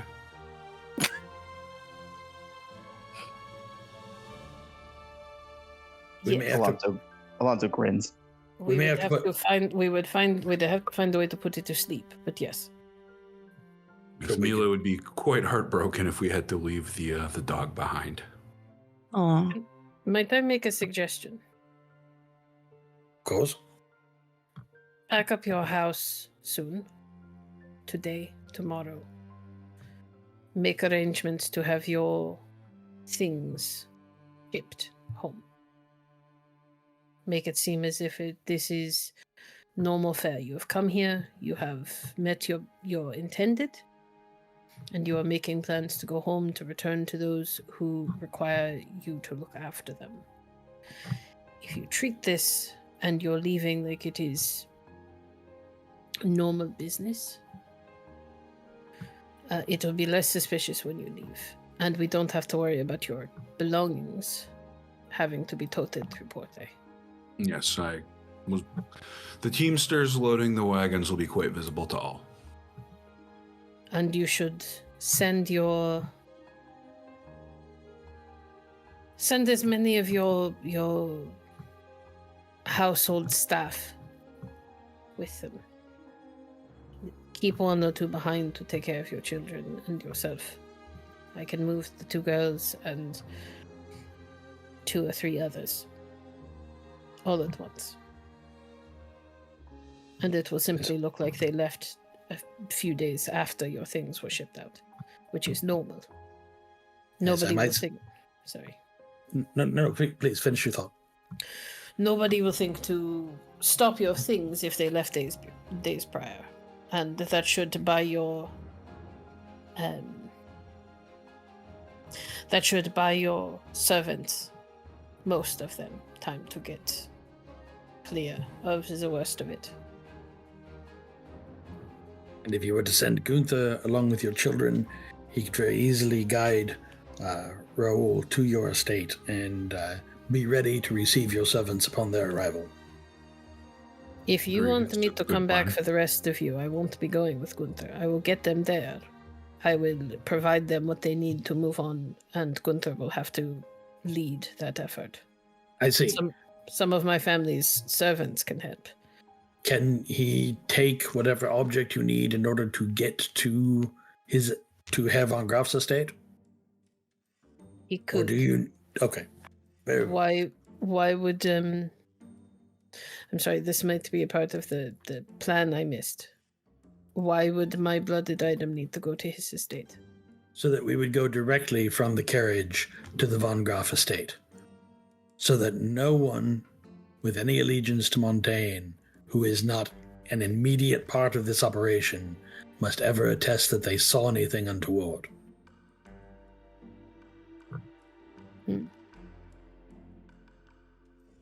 And what about the Imperatrix. Are we taking her to Isen as well? Yes, because as I noted, Herr von Graf's estate is on the Vodachan border, or near it. And the Caligari lands, their physical lands, the island, of course, is at the far end of the country, but their physical lands are somewhat to the north. Not directly north. That's the Mondavi, but fairly close. All right, very well. I can send a blooded item with Gunther, but I don't know if it'll be there. I don't know if they'll get there by the time all of this happens. Well, we will have to hope. If it doesn't, then we will land somewhere between your estate and theirs, and we'll have to hoof it the rest of the way. Well, either way, the Imperatrix will never be on your estate, which I think would be the correct way to do this. Indeed. The objection, or the objective, that is to sustain a situation where she is seen by as few people as would immediately recognize her as possible. I don't think most of our servants would recognize her, but I take your meaning. Most of our servants at that estate are Eisenborn. And he'll kind of glance over at Heinrich. We didn't kick everyone off the lands when we took them over.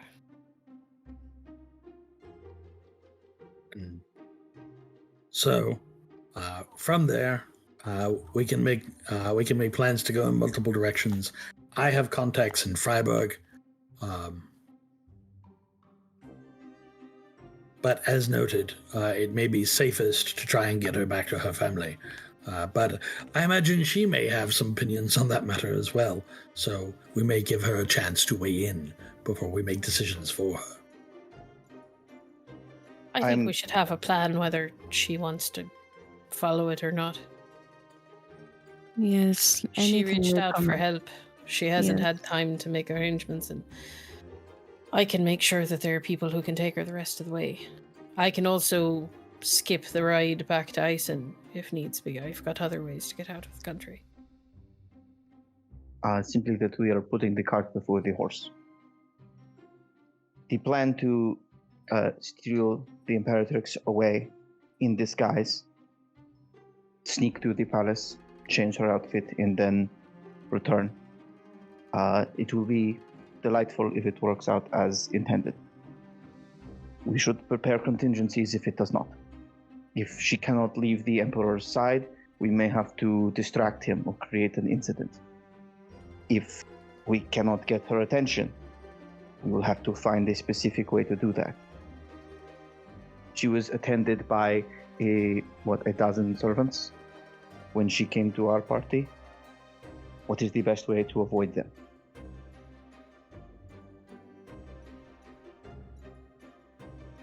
I don't have answers. I'm just saying that we can either do these things in the moment when we are at the party, or we can discuss them now.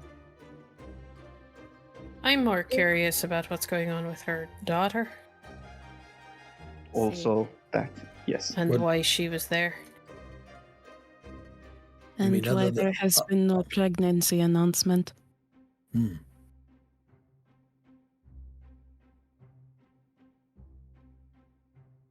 Well, I think those are problems for other people or for another day. I think we have enough to deal with. I said the reason why I brought up I'm curious as to what's going on with hers, because if she was sent alongside her mother and not invited by her mother, she could be a problem. You think perhaps she is minding? Or what is the word, chaperone?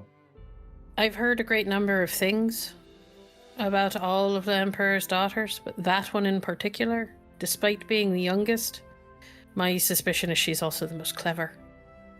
What have you heard? Let's say she has a way of knowing things she shouldn't know. You're going particularly no. She's particularly, in fact, if anything, I've heard quite the opposite. Not a sorcerer at all, which is part of why she was largely overlooked for so long. But I think in them overlooking her, I think she's managed to build up more of an information network than anyone's ever given her credit for having.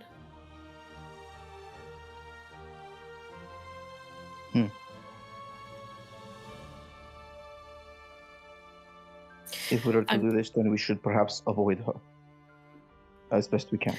I just want to know that she's not there to keep an eye on her mother. I think that is the case. It should certainly be assumed unless we can confirm otherwise. She and her mother do not, if I am correct, she and her mother do not get along. Haven't really heard that. Just that, It is not, it is harder to explain than that there is something between them that is not good. The red thread. Mm-hmm. Right. We were talking about that. Explain this whole gold thread, red thread thing. Lucia pinches the bridge of her nose for a moment.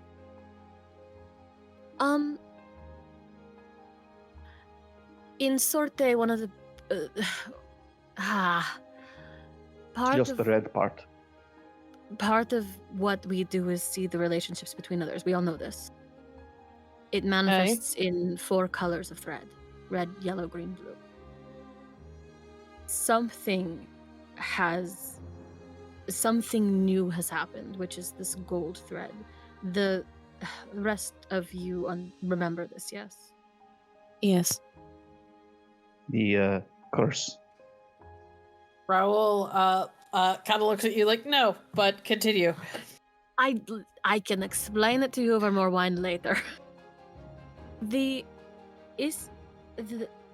gold thread is new, and I have not heard anyone speak of it. I have not heard of it until the music happened, and the music happening is not a thing that I can even explain nor experiment with, because every time I do, you get mad at me. Lucia, See, the point. the gold thread wraps itself around the Empress, from us to her, and somewhat to her daughter, but more importantly, it turns red at her daughter. So it's not a separate thread. No, and it does to Does me. it touch her daughter?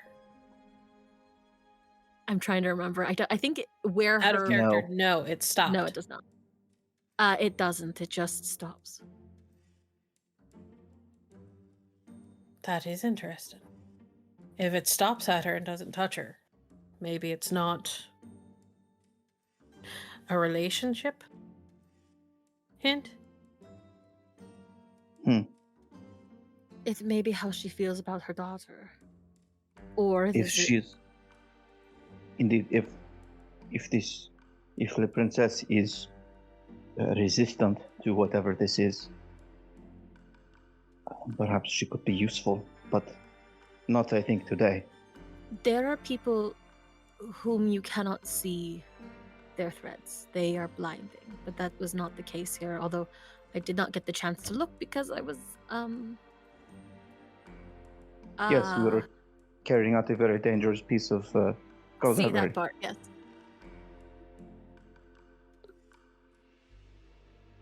It was a nice dance. Lucia blushes. See.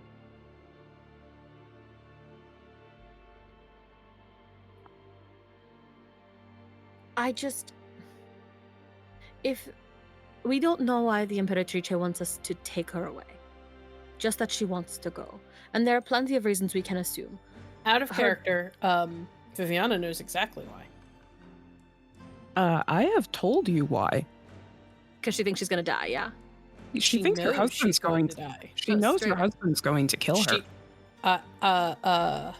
I don't know, Viviana. I don't think Viviana said explicitly what she saw, just that she knows her husband is planning to kill her. Okay. Yes.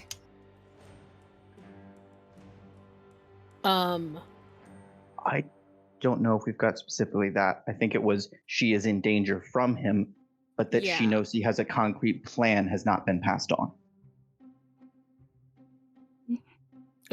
That's because a plan was never brought up. But she was definitely told she knows she's going to die. In fact, I think, if I remember correctly, and it's been a long time since we've done your prologue, you were told that she saw the black thread. Oh, I was told. In which case, Viviana will bring up now. There is a black thread that the Imperatrix saw. Lucia, you know what the black thread is. That is a Oh. thread that other people see. It's rare. It means you are going to die. Oh, that confirms that. The Echo, she knows she's going to die. We can stop that, or she may. Stopping fate is. Lucia's like realizing she probably should be better trained as a Striga.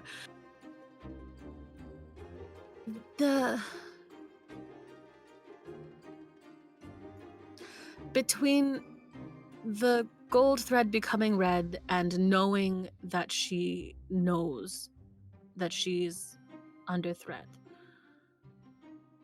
I am inclined to worry that the Emperor and his daughter are aligned. Particularly if, Viviana, you cannot tell her nature. When you say that, Viviana gives you like a strange look, like she doesn't know what you're talking about. And the true meaning behind that is maybe don't mention that to everyone.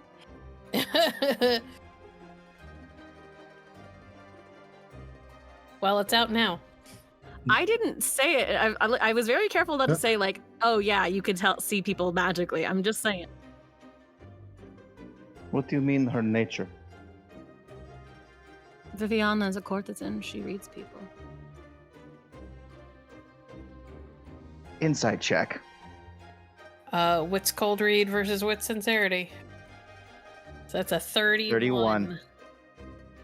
Oh, Wow. Oh, No, I'm wow. spending the drama die. Don't you dare. I'm You can spending both it. If you spend do, drama I die. will. If you do, I will. And then they both go to BP. We both only. I only have two. Oh, I don't get to keep them. I'm spending it. This isn't combat. I'm This is a spending it. waste. I cannot. Refuse to be somewhat clever and still have to let that secret come out, even though Alexander also already knows. Alexander also, however, is a grown-ass man who knows how to keep his mouth shut. All right. Spend your you need drama die, Lucia. You need 5 or better. Fuck my life. No. No, Okay. A 4 I'm at 30. or better. That's a 30 versus a 30. 31.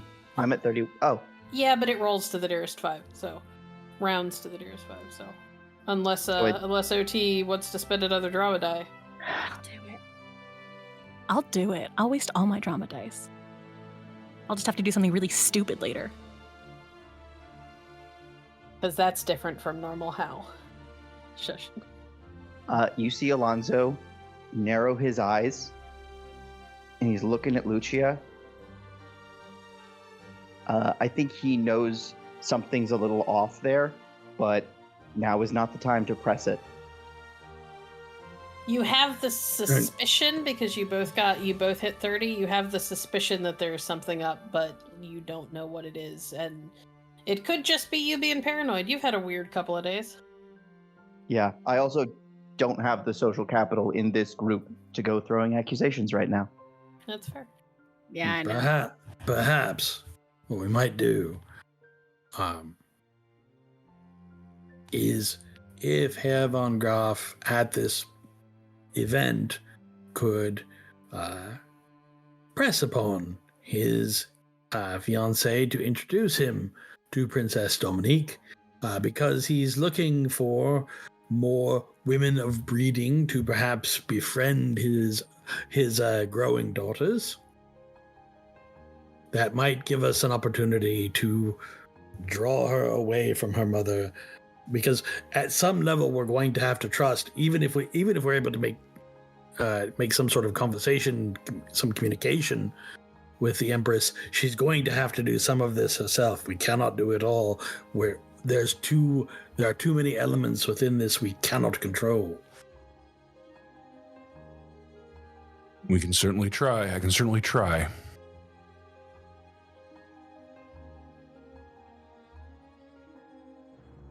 I've also got some ways to look into the princess, if you'll help. And she'll kind of nod at Viviana. Viviana nods back. So we will need to present this operation to the Empress in some manner. I am open to suggestions.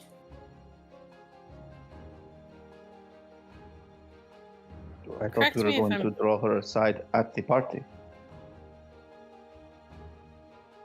Correct me if I'm wrong, but I seem to remember you having a quiet word. She'll look over at Viviana. With the Empress at the party? I did. What did you tell her? I had told her that her plea for help had been heard, and that she should send invitations to Ervan Graf and his associates. Well, then it Then sounds she- like she already knows this is coming. She might not know Hmm. exactly what it is, but she doesn't have to. Now, the thing she needs to be made aware of is that she will need to put herself somewhere where the switch can be made. I think it would be safer to communicate that at the party. Understand Sure. lip reading is a fairly common practice here. You understand that what is a fairly common practice?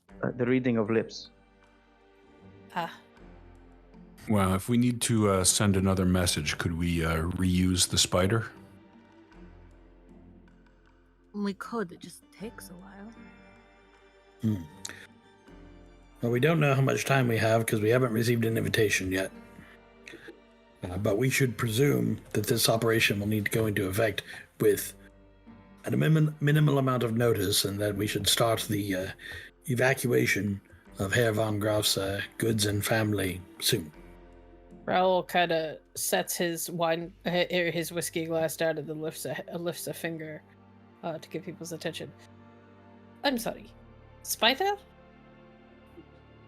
Now Yes. look who's telling secrets.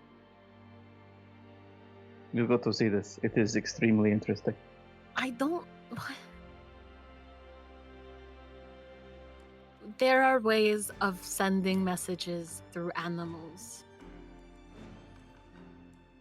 I was the first to receive one. Apparently, it bites you, and you hear the message in your head. It is a thing in Vodace. We train many them. things from Vodace.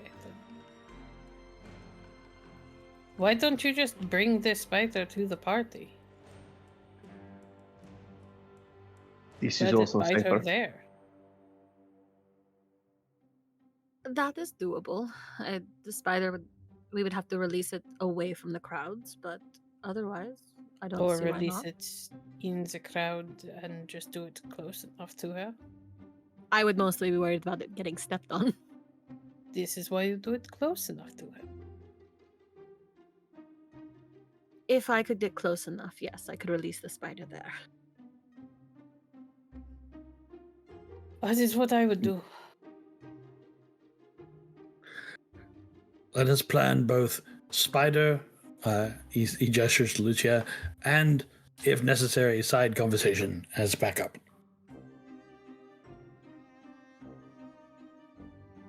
We will endeavor to engage the princess in conversation in order to give her mother time to absent herself from the party with a minimal amount of supervision.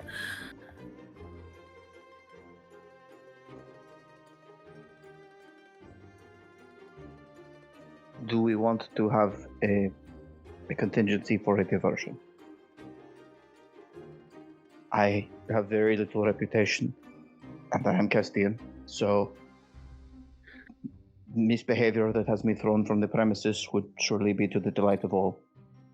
If you engage in some sort of violent diversion in the presence of the Emperor, being thrown from the premises will be the least of your worries, and then we will have to rescue you from the dungeon. Alright, so not that. No dueling anyone.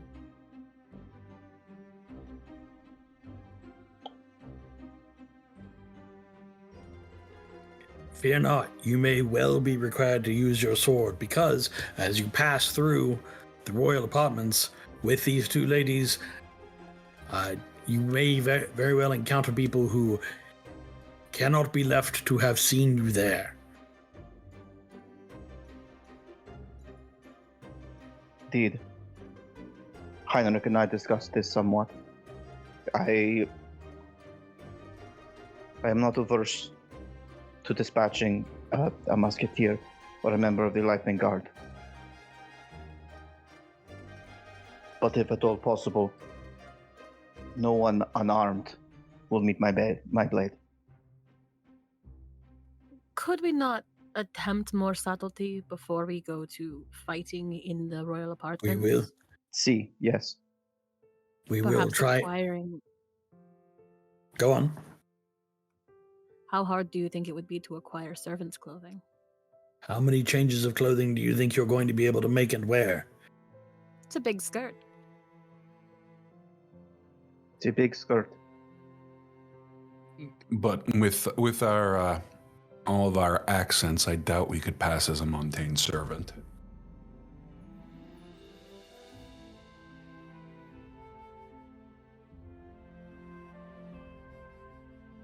Well, I would offer, but you need someone to drive the getaway carriage. So, if you can figure out a way to acquire servants' clothing and secret it in, that's actually not a bad idea. Because you could go to whatever the fainting room is, change clothes, slip out of there as servants, get to the Empress's room, change clothes again. That was my thought. You just have to find a way to hide 3 outfits. Acquire and hide, but mostly acquire. 2. 2 we already Lucia and I can avoid detection. Viviana you attract attention by your mere presence. And if anyone comes to the door to check on the status of our fainted individual, someone must answer it and shoo them away.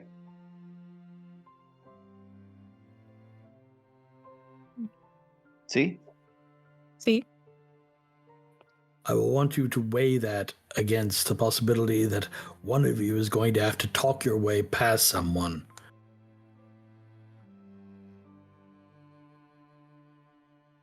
This is true. Would it not that you would have to talk your way less if you looked like a servant? I adore you both as children of Theus, but neither of you could talk your way out of a paper bag. Lucia looks insulted but can't argue with you. I mean... Quiva looks amused.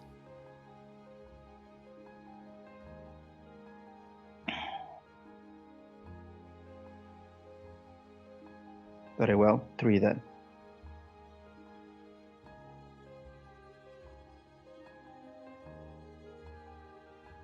Should not be overly expensive, correct? Unless you want to seduce a servant in the middle of the party and just borrow their clothes. No.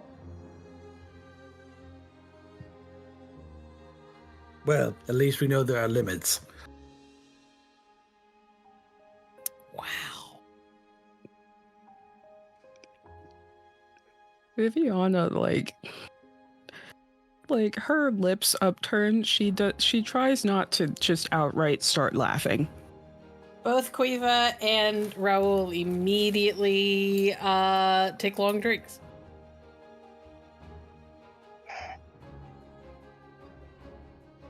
Like this is an argument they have chosen not to be in the middle of. At some point in the future, there are going to be answers for the insults to my honor. At some point in the future, you will restore your honor from the cad-like behavior you exhibited last night, and then your honor shall be recognized at that time. Do not pretend that you did not behave in a completely ungentlemanly fashion.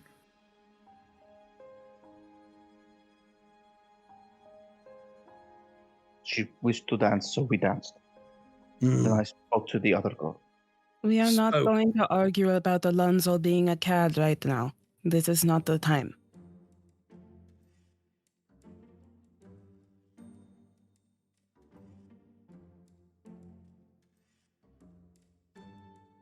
Indeed, it seems we have some preparation.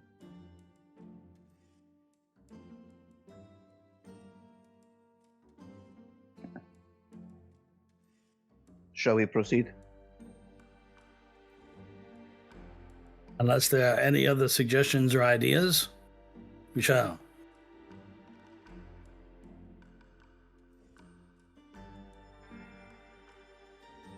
Is there any hope of our escape if the palace alarm is raised? Minimal.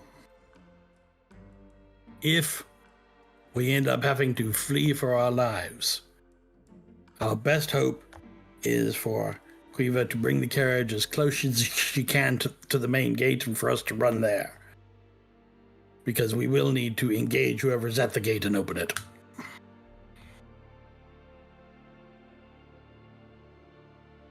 Should things go incredibly wrong, and we are not able to make it even to the gate, is there a place we should meet or try to, provided we don't meet in the dungeon?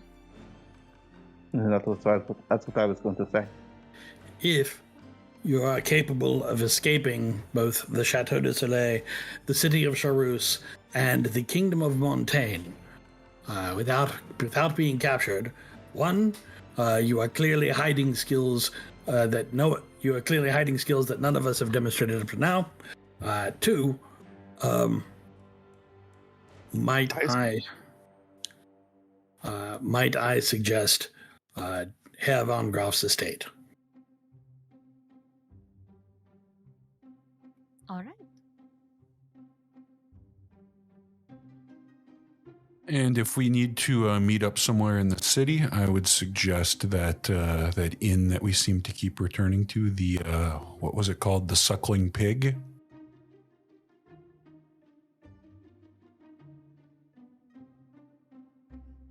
Sure. Sure. No? It is not that this is a problem immediately, considering all the other problems we have, but the people who are looking for me do know I was there.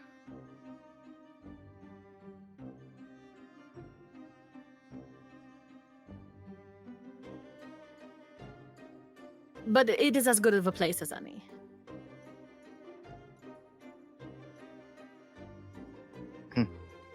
Perhaps we can encounter them while the musketeers find us, and all get arrested together. Huzzah. Yes, perhaps we can be impaled on the same rapier.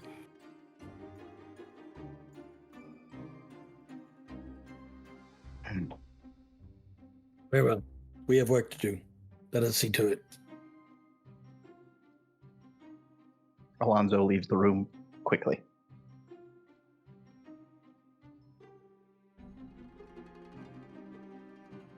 Quiva will look over at Viviana. Do you mind? Gonna go look into that thing. I will come with you.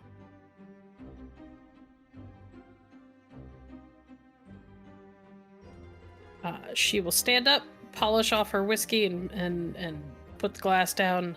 look over at Heinrich. Von Groth, it was not the worst whiskey I've ever had. Thank you. I'm honored by your compliment. You're welcome to my whiskey anytime. She'll kind of give a little nod. And then look at Lucia. Do you want to come with us? Where are you going? To look into why the princess is so weird. Lucia glances back towards where Alonso had gone. I would go. I am paying him to watch me.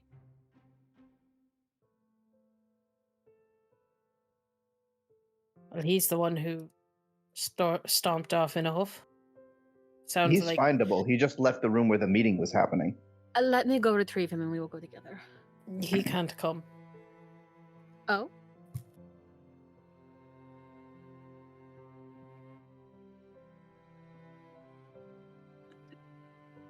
Viviana sighs. She also says, I have been meaning to speak to Alonso for some time. Perhaps, Cleva, would you mind waiting a moment while Lucia and I go encounter him? Of course.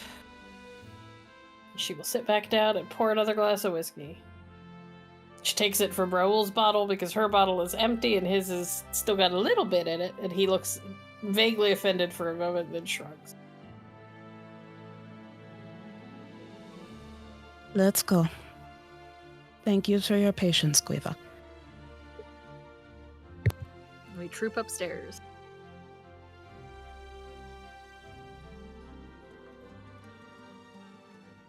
I think Alonso is taking his slightly intoxicated frustrations out on another training dummy. We troop out to the trading yard. Alonso. Glances over his shoulder. See? I must speak with you, and I would rather not do it with the sound of you taking out your aggression on a training dummy, interrupting my every other word.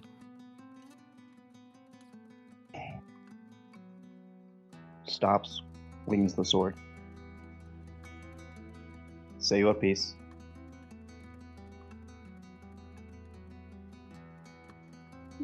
For this to go off as well as can be, we need to be able to trust each other. I have given my word. You may not value it, but I do. If you do what you say, and I do what I say, we will succeed, or we will die. It will be no more your fault than mine. Is that all?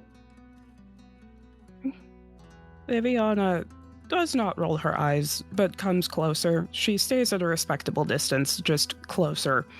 And she says, Alonso, I am sorry that I impugned your honor. You have to understand that what you revealed, the people you are connected to, was... It felt almost like a breach of trust. Was it Being shocking? Yes, it was shocking. And the fact that the letter had gone missing, and who it might have ended up with, it was shocking. And I was angry. Incredibly angry. Because I thought that I had foolishly put my trust in somebody who didn't value it. And I have learned, and as someone who is brought up in Vodace, one of the first lessons I learned was that you have to be very careful who you trust. It has been hard for me to extend trust to everyone in this group, but I have. Even though there's a part of me that screams that I should never trust anyone ever. And when you told me that you were connected in any way to those people, I felt like I had been betrayed. Now, he steps a little closer. Now you know how I felt when I learned Lucia was a sorceress.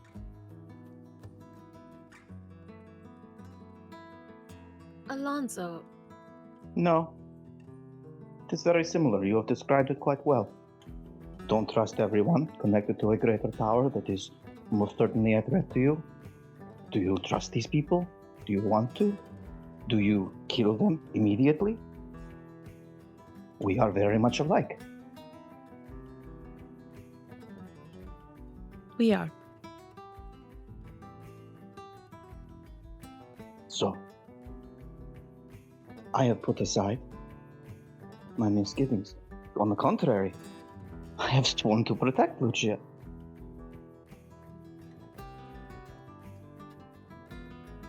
Can I expect the same degree of trust?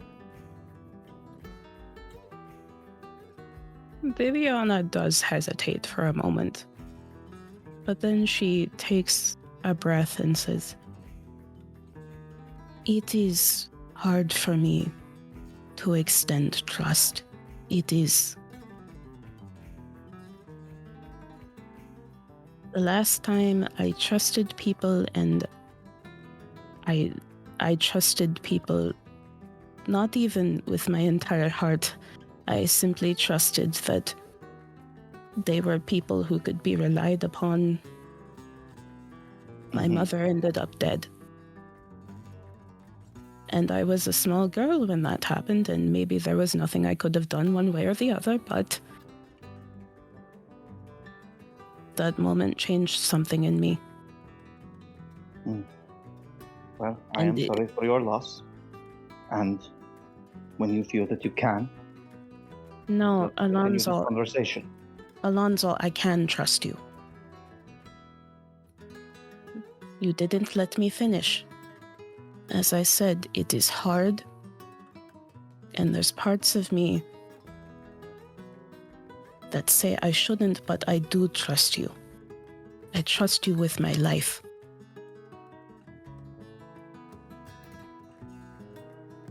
I suppose we're going to see, aren't we? Very soon. We shall see indeed.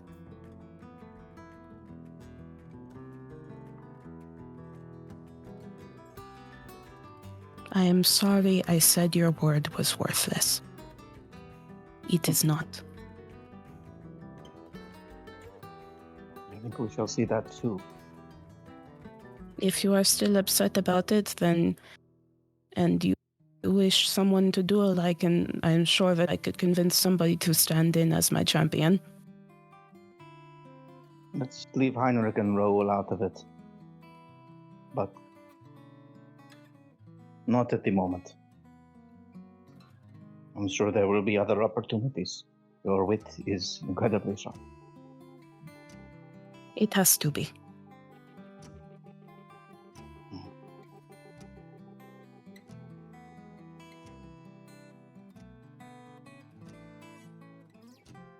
Thank you for agreeing to speak with me, Alonso.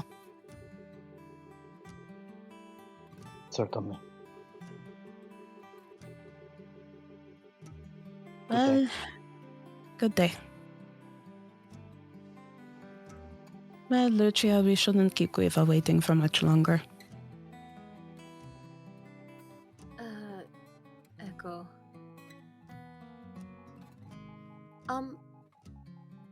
I will be right out.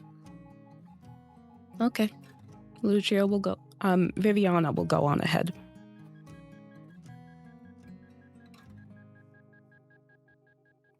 Alonso? Lucia? We have asked a lot of you. And we have not been kind. Are you... Drugs. Am I? What would it You look asked like if I me. were not? What would it look like if I were? I do not know. We are on the eve of battle. I must be alright. See?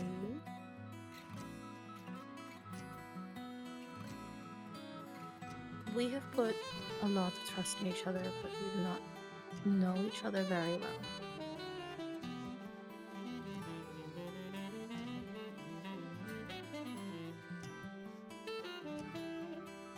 Perhaps.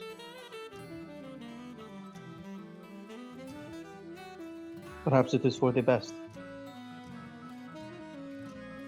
If one of our companions is to die upon this mission, it seems likely to be me.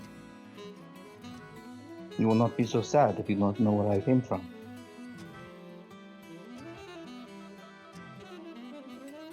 I think we know that that is not true.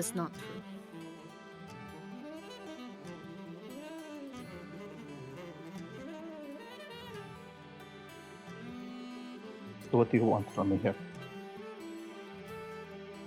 I genuinely want to know if you are doing well.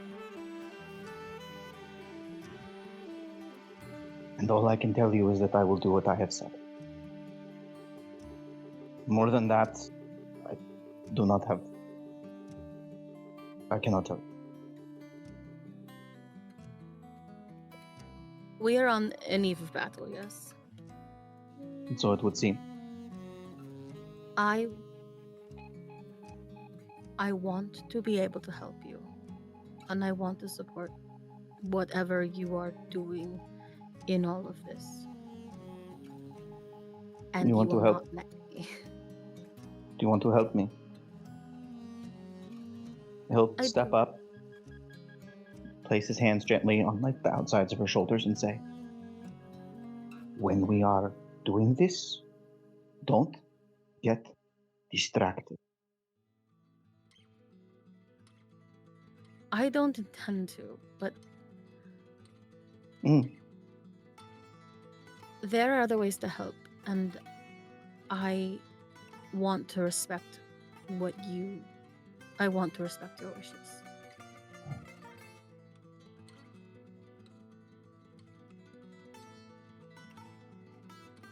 I just want you to keep that in mind as we go forward on something this dangerous.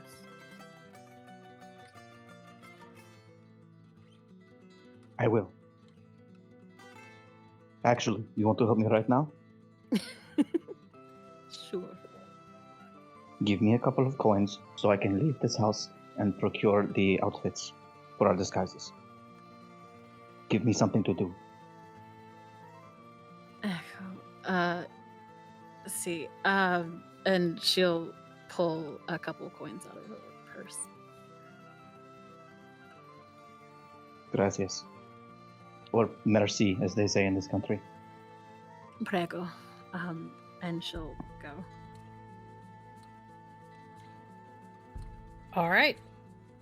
Back inside. There continued to be some drinking. Does Alexander speak Kimry? Yes, he does. Then I'm going to take a small liberty and say that Quiva and Alexander were conversing about the state of things in Avalon and kind of light topics. They're not getting too in depth, but they're doing it in Kimry. Alexander, if Heinrich and Raoul are still there, Alexander would chide her to use a language that everyone can understand. I don't think Raoul is paying any attention. Okay. Even if you guys were speaking a language he could understand, I don't think he looks 1,000 miles away. Is a good way to put it. He has other things on his mind.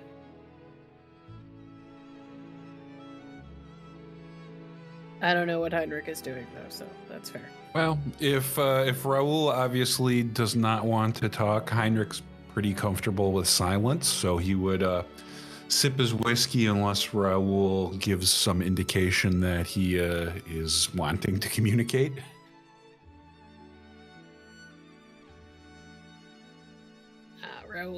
Raoul seems content to be quiet and drink.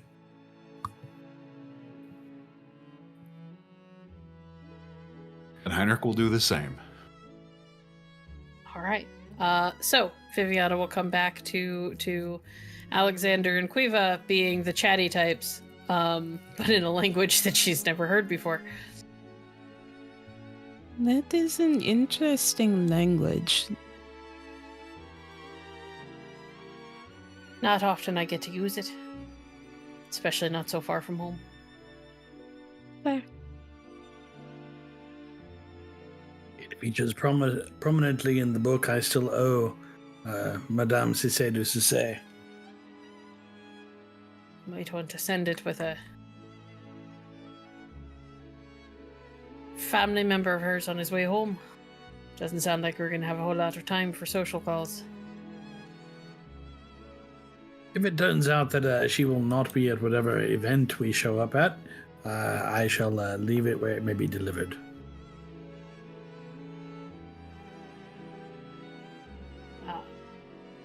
Not too long after, Lucia joins everyone. Are you coming with us? Do you want to stay with the men? I am probably more used to you. All right, if you say so. And she will stand up, shake Alexander's hand, make some quip about looking forward to drinking him under the table later. And we'll be happy to lead the way out unless anyone tries to stop her. All right. You all, the three of you roll out, and it doesn't take long for you to realize that Quiva is leading you back to the chateau.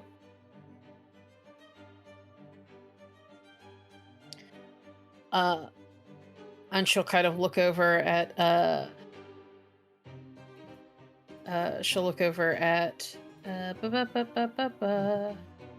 Viviana. I don't know why I'm having such a hard time. She'll look over at Viviana.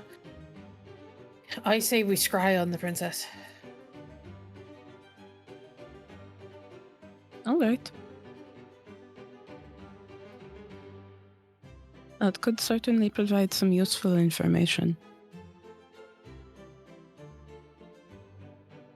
At the very least, it might give us a better feel for who she is when she's away from prying eyes, so to speak. Assuming that we're watching her at a time where there aren't people around. We will have to see. I have a very stupid idea. Keep going.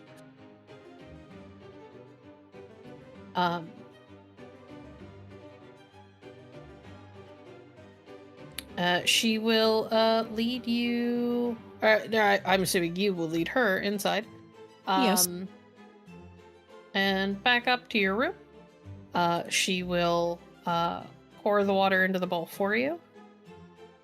And then kind of stand back and gesture to it. I don't have this particular skill. Yes, just give me a moment. Viviana, whenever she scries, she does move her hands over. She stares intently at the water, and she does move her hands around it. And the way that she moves her hands, the motion is similar to someone threading a needle on a tapestry. And I will spend a drama die and then roll.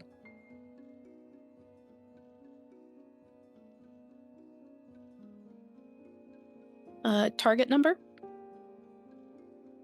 25. You've seen her, but you don't know her.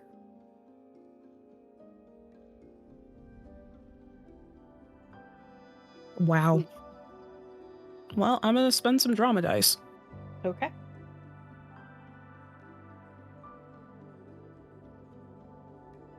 That should get you what you need. Okay.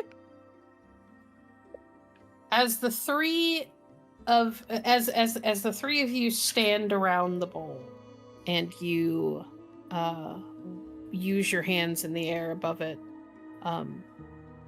The surface goes from perfectly still to it ripples slightly, and then it evens out again.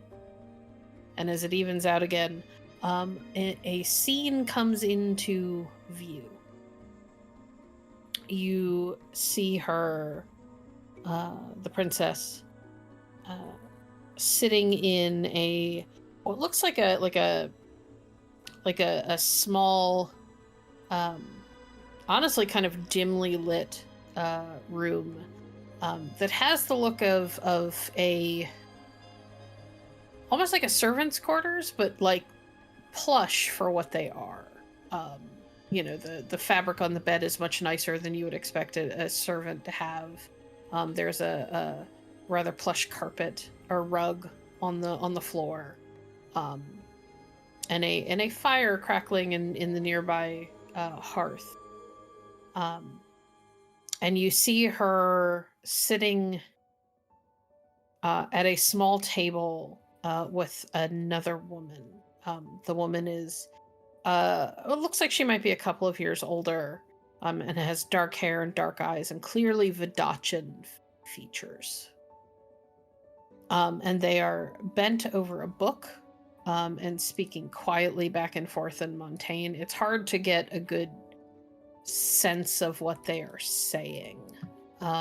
Certainly seems conspiratorial. They're like occasionally one or both of them will glance up at the door like they hear somebody moving out in the hallway or something, and then they will go back to whispering back and forth. The woman that she is with is a face that you saw at the party, though she didn't immediately stand out to you at the time. She is one of the servants that came with the princess and the Imperatrix.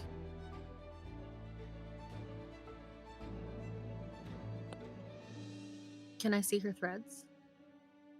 No. Her main one? You cannot use that through Scribe. No.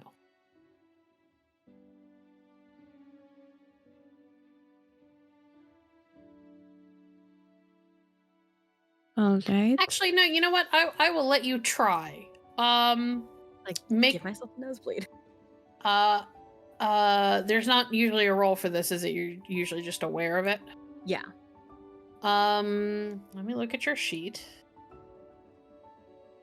Da-da-da. Lucia.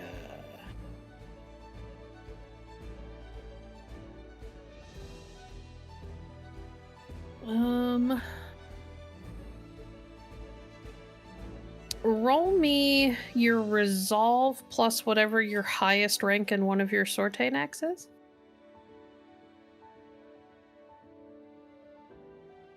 We're gonna look for like a target number 30. Because this is not something that you were accustomed to. Normally you need to see people in person for this to work. 27, and I rolled a 10. 1 moment. Ooh.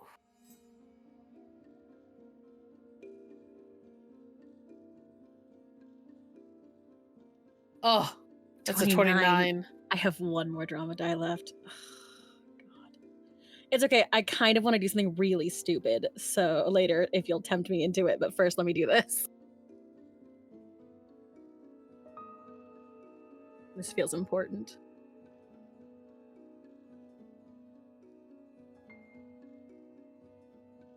Okay. Okay. What you can see between them, there is a green strand that runs between the two of them. Huh. That's normal. Is it their most... sorry, we're looking at them as, like, this is just their natural, like... This is their own personal thread. This is the most important thread to the two of them at the moment. Interesting. Okay.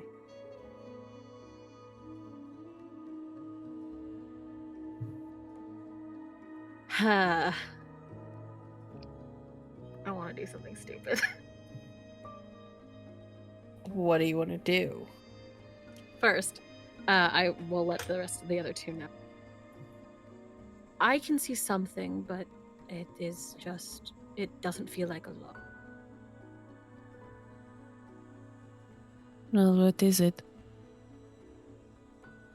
Green is just duty, isn't it? The one passing between them is duty. Yes. Yeah, I don't have anything here. It's just that she works for her.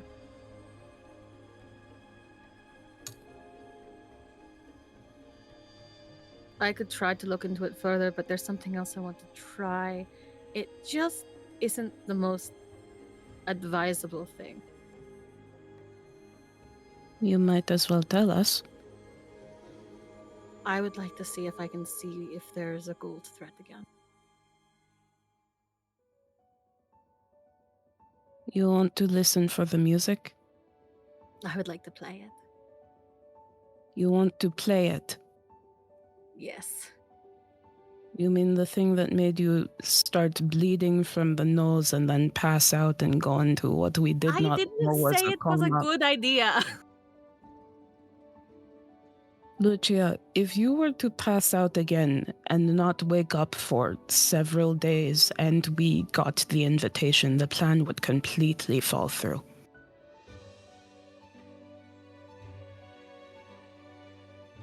It feels important.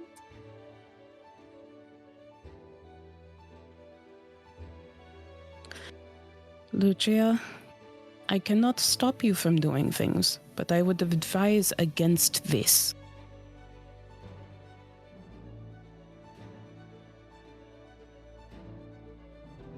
Can I get both of you to roll me wits and...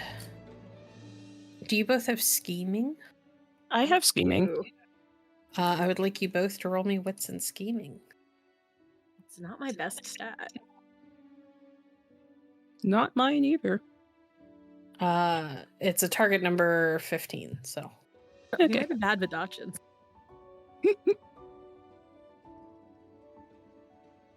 I'm an acceptable Vadachan. That's a 17, so you make the threshold. 14? Are you fucking kidding me? You are not acceptable. Just gonna throw myself out a window. Viviana, you, as you are talking to her, you and Quiva kind of notice this at the same time.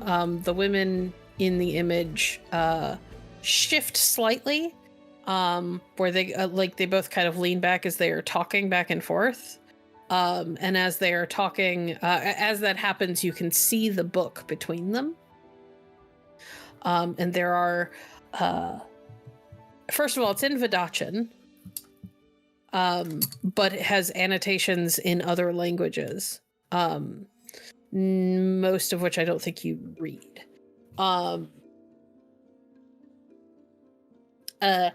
It is clearly,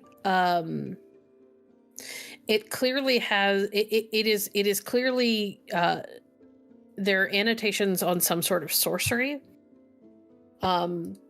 There's clearly some stuff that is pointing towards sorte, which is strange considering that everything that you have heard and everything that Quiva said about the princess suggests that she doesn't have sorcery, let alone sorte.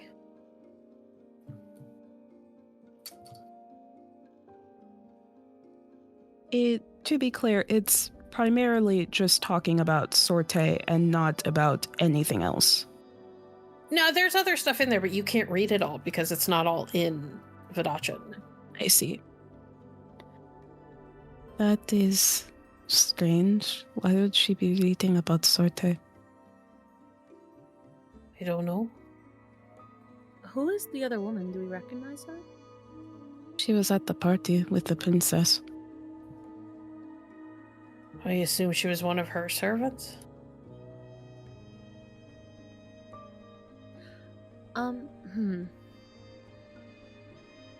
She could not be trying to force herself to learn sorte. You would have to have a knack for it. Wait, the other woman with her is Vadachan. Is it possible that she is a Strega? She is a servant, and she's outside of Vadache. It would be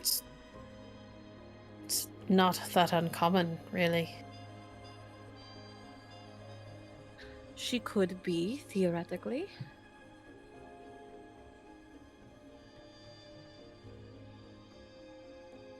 In which case she has us fate with her. What does that do for us? What are they... Can I didn't catch that it was in a bunch of different languages, etc., right? I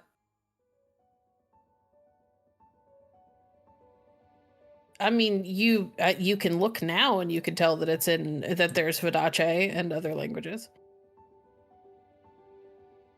Now that they're talking about it, you just weren't the one to notice the book because you were so hell-bent on doing this stupid thing.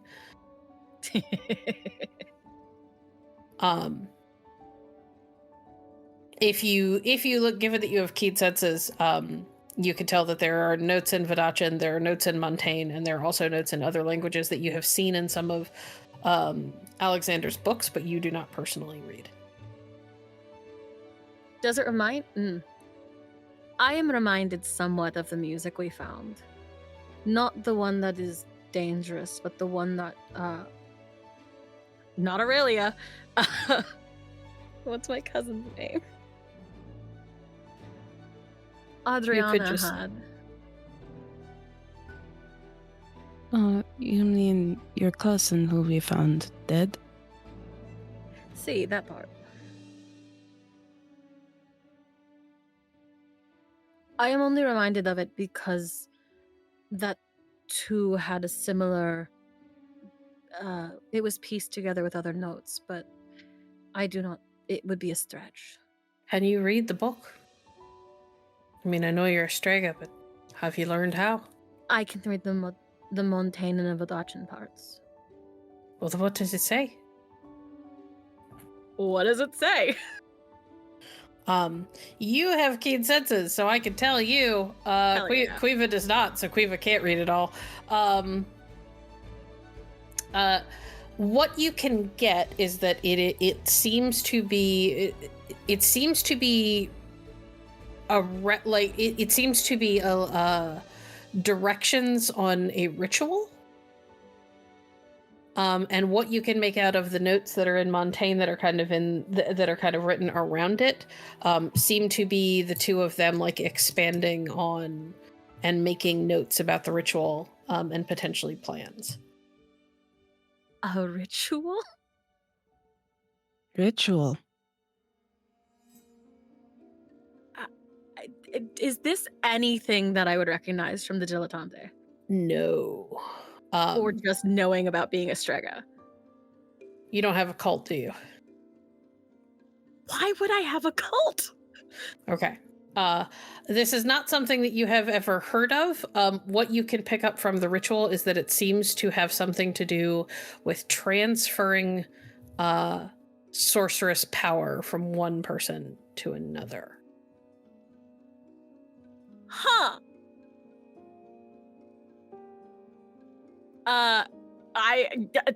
Okay. Well, my guess was somewhat correct. It seems like they want to transfer a power between one person to another. From who would be my next question? And also, this seems insane. They're trying to transfer power from one person to another. What are the chances that this involves the Imperatrice? Fuck. Did they mention plans for when they want to attempt this? What do we know about...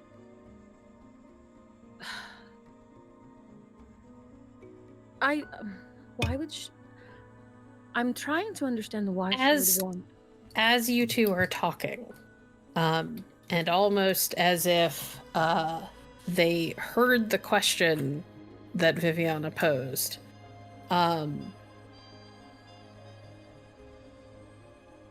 they are discussing some of the they're discussing the ritual, and the princess looks at the woman next to her, says, well, we have 6 months. So we should be able to get our hands on what we need, yes? It will be expensive and not easy to smuggle in, but it is possible.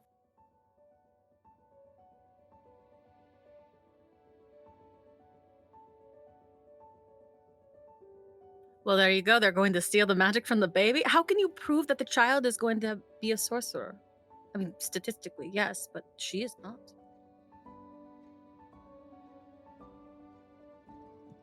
They can't hear us, correct? No. No. Okay.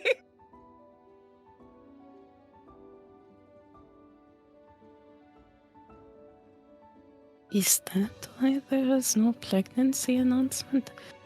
But the Emperatrice, I doubt she knows about this plan. Oh, I highly doubt that. It can't be good for the baby. I highly doubt it.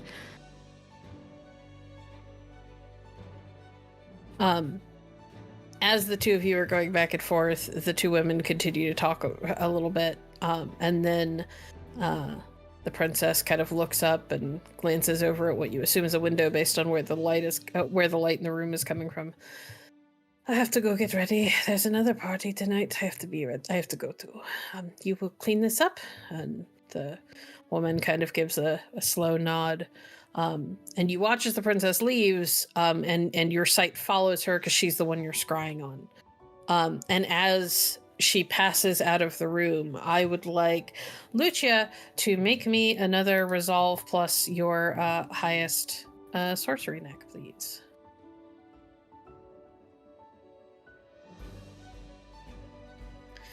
This is going to be target number 20. 35. Should have taken a raise. As you follow her with your eyes, the strand that you could see changes now that the other woman is out of the room. You get the feeling that maybe your ability to pick out the most important one was obscured because you're doing it through a scrying lens and not in person. And what you can see now that she is on her own is that the most important strand she has is a vivid red strand.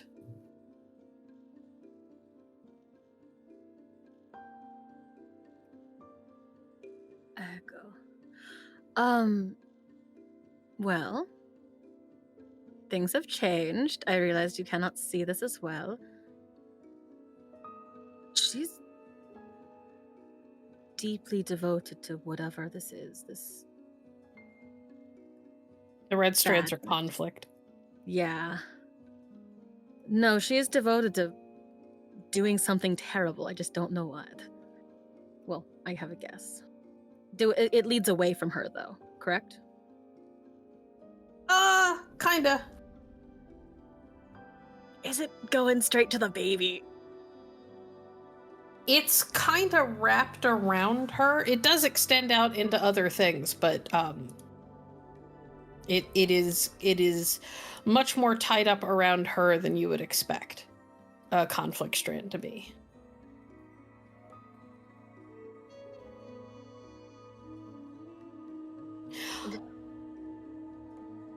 Go ahead.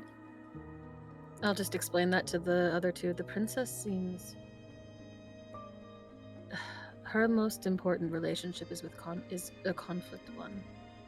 And my guess is because of the way it is around her, it's not just... It certainly confirms ill intent towards, I would assume, her child. But that is an assumption.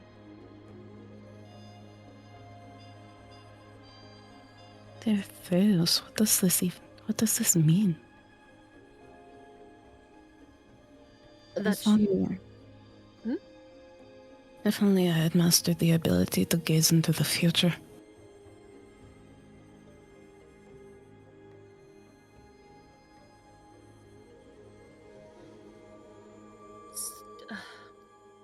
As the three of you kind of puzzle this out, the vision that you were having eventually peters out as the power is kind of released over having been looking into it for quite a while. And as the three of you kind of settle in to start discussing it, there is a quiet knock on the door. And one of the servants of the chateau hands Viviana a what you realize is some sort of fancy marked up letter. A duplicate of which is arriving around, arrived at the Von Groff estate probably half an hour, 45 minutes prior.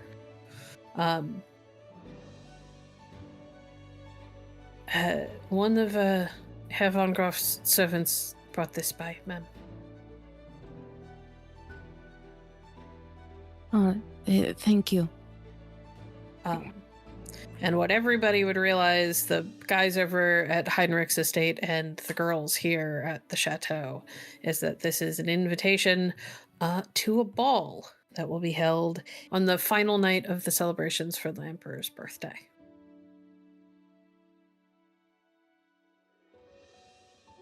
And that is where we're going to end it.